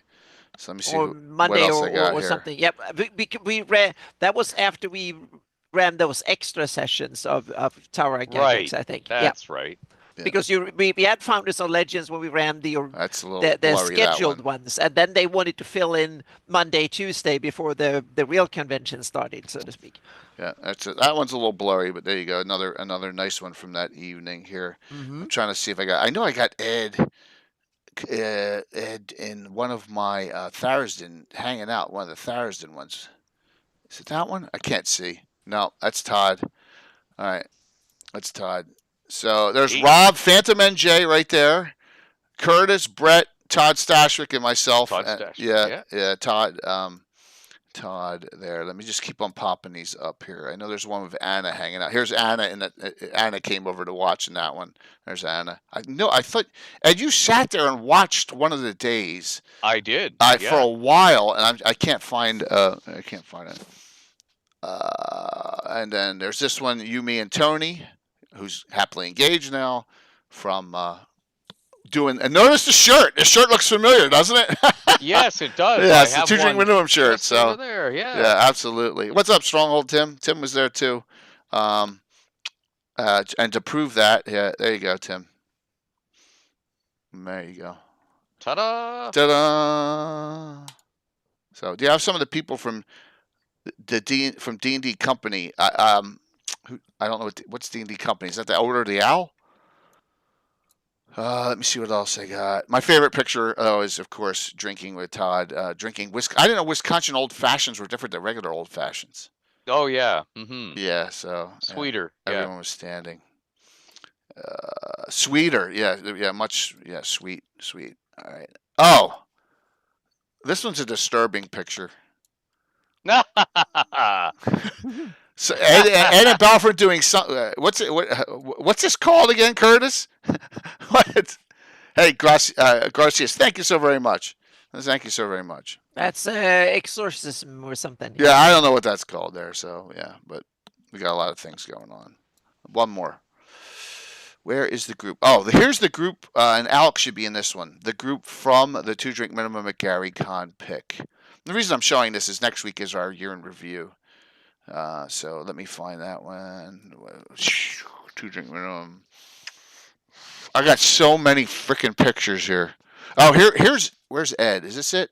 There's Anna DMing for my Survivor game. There you go. Yep. The one I survived in. Yep. Oh, it was Brent and Curtis were in that one and died. Oh, I forgot about that. Sorry. Yep. No wonder you're busting my balls about it. Holy jeez. I can't believe I can't find this picture of us. Damn, that sucks. There was a bunch of players who minimum. Came and went through that game. Yeah. There was more, right? There was other people that died. There were like 7 or 8 people in the game, and you were the only survivor. So I had it. Oh, here it is. I got it. Here's the 2 Drink Minimum game. Okay. There you go. Yeah. There we go. I found it. Wait. That was a fantastic game. Yeah, thank you. So Alex Antiquitous is on now. He played Eric Boyd's character, Telegord, Ed, Tony, myself, Bill Meinhardt, Steven Danielson, who played during Virtual GroundCon as well with his Earth Elementalist. So he played twice with Ed, Anna, and Chuck. That was our group there. So Yep. Yep. That was awesome. Yep. And Jeremy. What a table we had, thanks to Jeremy. Yeah, absolutely. So just some things that we're going to talk about coming up next weekend in our year in review. We got a lot of stuff to discuss. Yeah. Nice. All right, Ed, how do you want to close this discussion out? I don't know. Yeah. I'm not ready to have anybody's children, so. That was a question. How many children does Elminster have running around? That was a question in chat someone put. And Elminster is not going to tell you, because the moment he tells you, it starts putting targets on people, like in the realms. Okay. But I will merely refer you to the end of Elminster's Daughter, the novel Elminster's Daughter, when somebody makes a remark about, I suppose you'll be whining and dining that woman too. And Elminster gives them a look and said, I am not in the habit of romancing my daughters. And the person goes, what? And then you begin to realize how many daughters Elminster has. And some of them, he's speaking with poetic license, because some of them are granddaughters or great-granddaughters or great-great-granddaughters, but he considers them his daughters. Because when you've been around and alive for that many years, that's how you keep straight who's blood related to you. Okay. Yeah. Because you don't think, oh, that's my daughter, but that's just my granddaughter. No, they're of your blood, so you keep track of all of them. So there are a lot is the short answer. A lot. And before everybody goes, oh yeah, because that's Elminster's a randy old guy who leaps into bed with everybody. No, Elminster is a guy who's been alive for centuries. Mm-hmm. That's all that is. That's what happens when you stay alive for centuries and outlive not just the people you grew up with, the kingdoms you grew up with. And what does that do to you mentally? So right. About it, all of these people, the chosen, all of these servants, and not just Mistress chosen, all the gods that are chosen, how sane are they by our standards? Right. And the answer would probably be not very by our standards. Not very. Okay. Yeah. Cool stuff. A great way to end the show. Yeah, definitely. We're all crazy. Ha ha ha. Once again, and Ed, thank you for making us the top D&D stream tonight too, which is awesome. We're Nice. hanging around, having fun. Finishing. This will be my last stream before Christmas, but we'll have some stuff going on. We'll talk about. So I know you can't shout stuff out a lot because a lot of it's under NDA. And the only bad news is, and we'll talk about this, is Ed has a conflict with the fundraiser night, because he's at Genghis Khan as a special guest. I understand that. It was bound to happen sooner or later. We've been spoiled having Ed on so much in games, right? But unfortunately, hey, special guest stuff is very cool. If for any reason I can't make Genghis Khan, Yep, I know where I'll show up. Yeah, absolutely. For the Undead Tumult. So, what else do you have going on that you can talk about? Me? Yeah. Oh, geez, too much to I can't really talk about much of it. Let's see. What can I talk about? Geez, not a whole heck of a lot. Just like, if you have Realms questions, join Greenwood's Grotto and ask them, or go to my Patreon, or check out my my thing. All those links are up on YouTube. Yeah, all the stuff, because I answer all this stuff eventually. Please don't expect your question answered in 5 minutes, because I'm probably somewhere else in the world racing around answering somebody else's question that's been waiting for months. So, but I will get to yours eventually, and I will be there for you to answer your questions for the Realms until the end of time, or my time. And Ed was always answering questions on Twitter too. I'm not sure if you're on there as much as you were in the past. Not as much, because I'm so busy. Yeah. But yeah, I do answer. I answer questions on Twitter. Yep. I show up and answer questions because, hey, people are waiting. It matters to them. So I will. That's what gamers are for. Gamers are there for gamers. Well, we always appreciate you coming on. It's always a blast. And like I said, we learned stuff tonight that we never heard. Some very blunt things about, that second edition era that makes sense now when you just look back.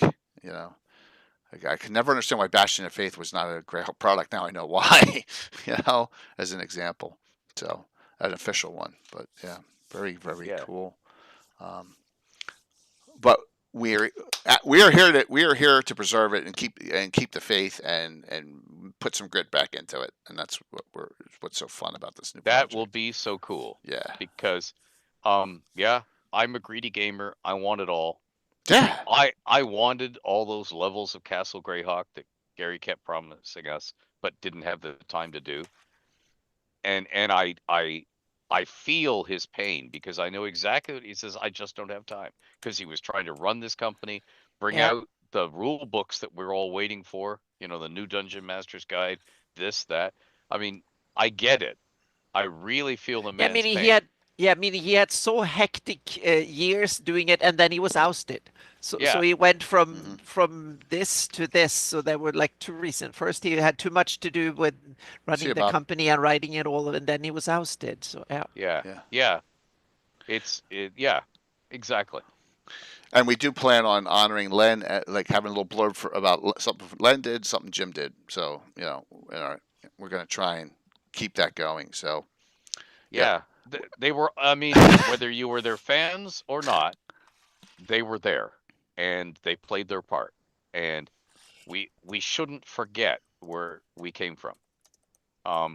There is too much of a move in this day and age to, that person said something that we now consider bad, so let's not talk about them ever again. It's like, no, you have to talk about them. They were there. They were part of it. Yeah. Oh yeah. Definitely. Yep. Absolutely.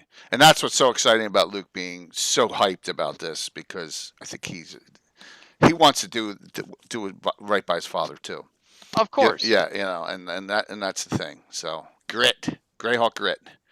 So, and there's plenty of room for new stories in the old setting, because it was so wide open, and making Greyhawk your own is an easy thing to do. And if you ever need any help, there's a lot of people in this community that can assist you in that undertaking.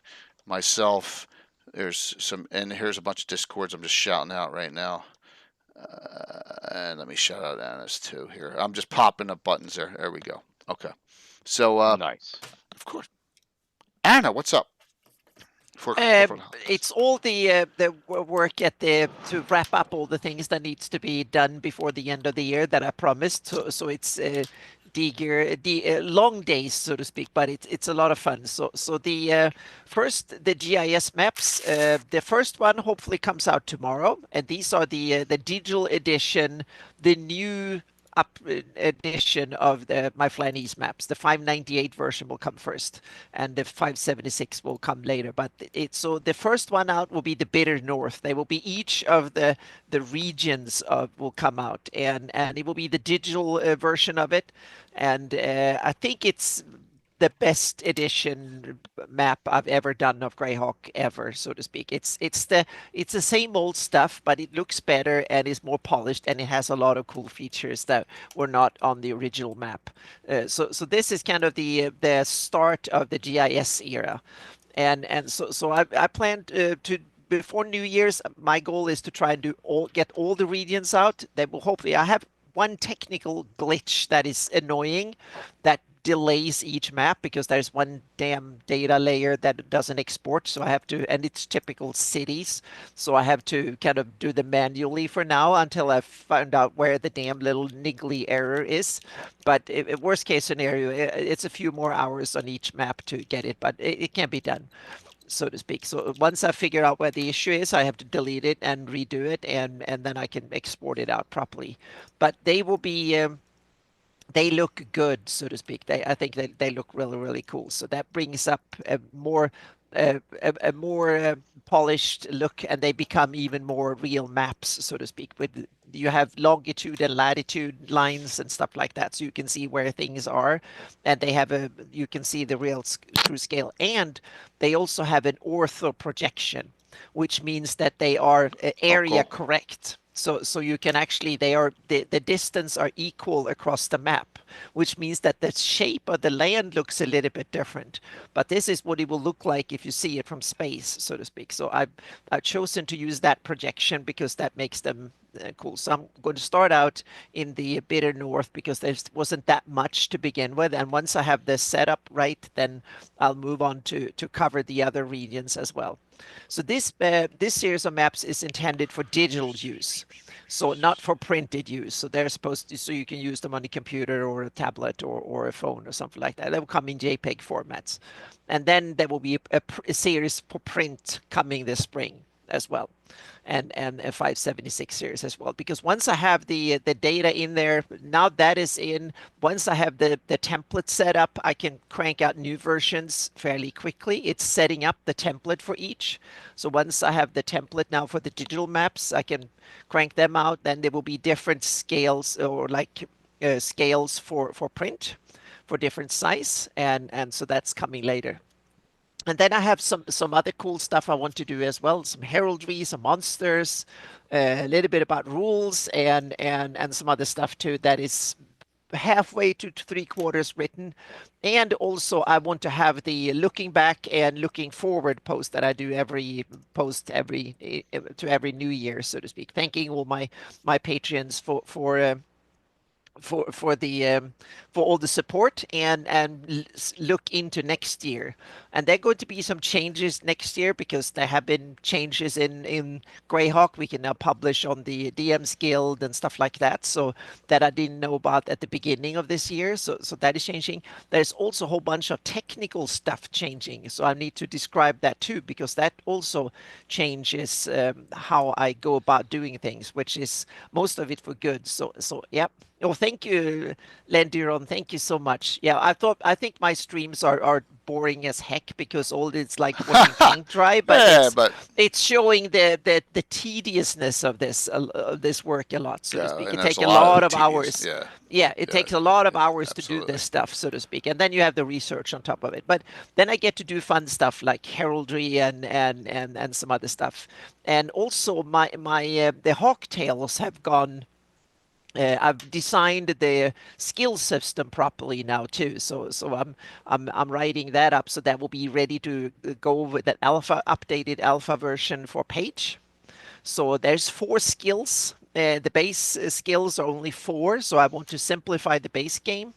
So it's athletics, influence, and insight and tinker. Those are the 4 skills for and then you can specialize in things if you want to learn nature and arcana and stuff like that. But the base rules only have 4 skills to make it simple.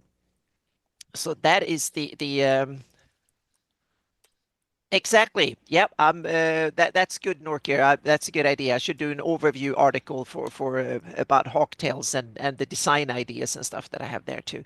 So there's it's busy days, and I hope that I can get the first GIS digital edition out the door and some of the other stuff too. So yep. And start some play tests early after New Year's before I go to page 2, so I can run a bunch of or at least 4 or 5 play test sessions before page 2, because I have a bunch of new monsters, including some hogs and some other zombie goats too that I want to play test and see how deadly they are. Yep. Ed, a quick question from Norker. Ask Ed if he likes The Face in the Frost by John Bellairs. I love it. It's one of my favorite novels. Okay. Face in the Frost? No, The Face in the Frost. Okay. By John Bellairs. It stars 2 wizards, one called Prospero and one called Roger Bacon, and they're not the ones you think they are. And it is a very scary book and a really good book and a funny book at the same time. And its author died too young, and there is an unfinished book called The Black Bishop that was published by NSFEA Press in a collection that you can find but sadly unfinished. And he also wrote a series of children's books, one of which was turned into a funny but really bad adaptation, as in it's an okay kids movie. It's a really bad adaptation of the book of one of the scariest books you'll ever read, which is an American Gothic horror book for kids called The House with a Clock in Its Walls, which was, as I said, made into a movie, but starring Jack Black, that is funny. Oh yeah, but it's not a good adaptation of. Yeah, okay. But boy, is that a scary book.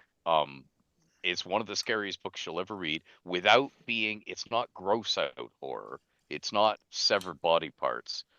It's just scary. It's all the fears of our youth, and I highly recommend it. If you want to scare yourself, that's a good book to read. Awesome. Thanks for that question, Norker. All right, so it's an abridged week with the holidays. Obviously, we have no Legends to Learn on Wednesday night. I don't have a banner for it, but looks like we're going to play Thursday. So I'll get a group together. I may reach out to a couple of you. We'll see. But and play on a Thursday night, the day after Christmas. It'll be a quickie one shot, trust me. So yeah, I already got an idea for it. So that'll be Thursday. But then probably nothing again until next Sunday after that. So probably 2 streams next week for the holidays because of all the family stuff going on. And we already touched on some of it. So year in review 2024. We always do one in the year. Talk about the fundraiser, talk about GaryCon, talk about my 24-hour stream, all the other stuff that happened going in there. You could play the day after, Tim. Really? With your family, you can play Thursday night. We'll talk, man, if you're able to. We'll talk. So, wow. All right, so next Sunday. I spelled December wrong on this too. I just realized that, but it didn't go out that point. So yeah, the year in review, we'll talk about everything. It's an hour late. So multiple reasons. I don't know what I have family going on then. So we're gonna start it at 8, okay? Just to play it safe. All right. So and then lastly, here is the Undead Tumult for the fundraiser. I need channels to reach out to me who are going to participate. And we got to work out time slots. I only have 3 time slots filled. So get on it. All right. I need to start filling these time slots up. I have I have Darling on Saturday running from 2 to 6. Me running 6 to 10 or 11. And thank you. And I got Stronghold running 3 to 7. You got to stretch it, right, on Sunday. So need time slots filled. And let me tell you something, those late time slots those West Coast time slots, they're huge viewers numbers. Mm-hmm. Especially if it's a Saturday hit one. If I'm going to be rating India. Oh yeah, I need to sign up to one of the late ones there. I think I can cover cool. One of those. Yeah. We'll have the Ever Mysterious Tim probably early Saturday morning.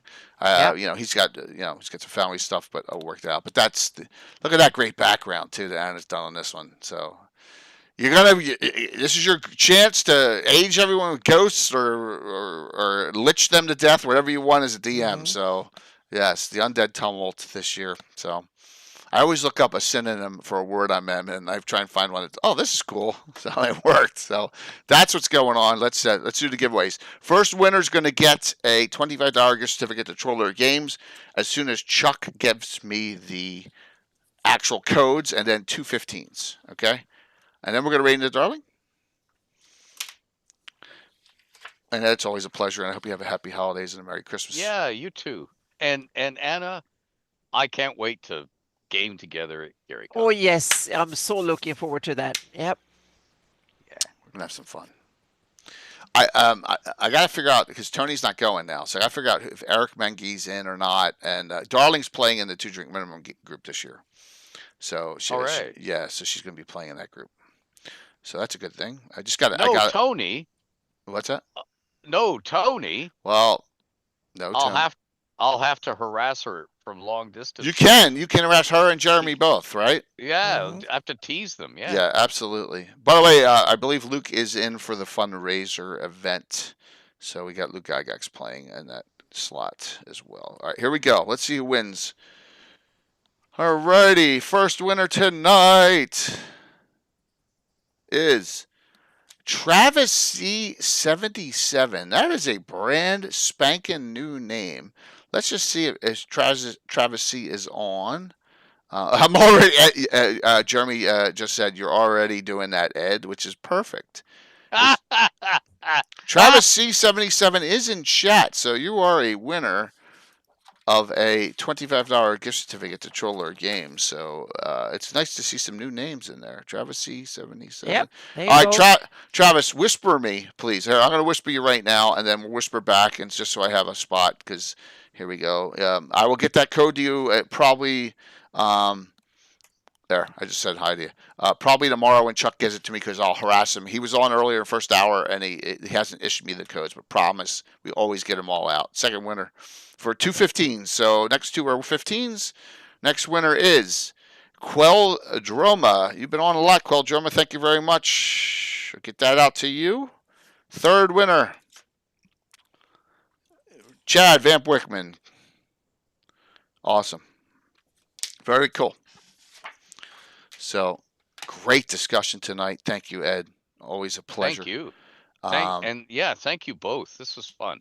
Yeah. Trip down memory lane. Yeah. Yeah, and that's it. And just telling some stories and some stuff. I'm glad Chuck he had some great questions. So we'll keep it rolling here. All right, we'll see you all on Thursday night.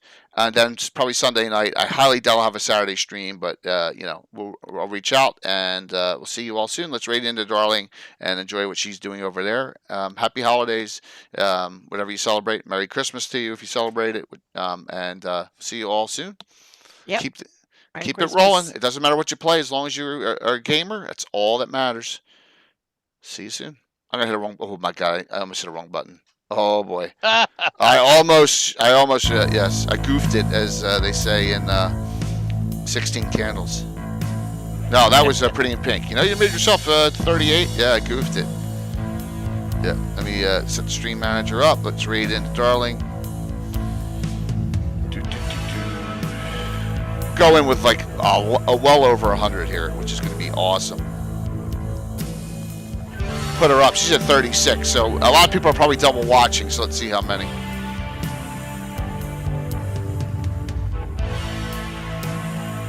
Yep. Wow. 103, 104. Awesome. 5, 4, 3, 2, 1. Happy holidays. See you soon. Wow. Nice monster. That's a monster. Wow, that's good. Yeah. start. What a time to come. Yeah, I heard that. It's like, what?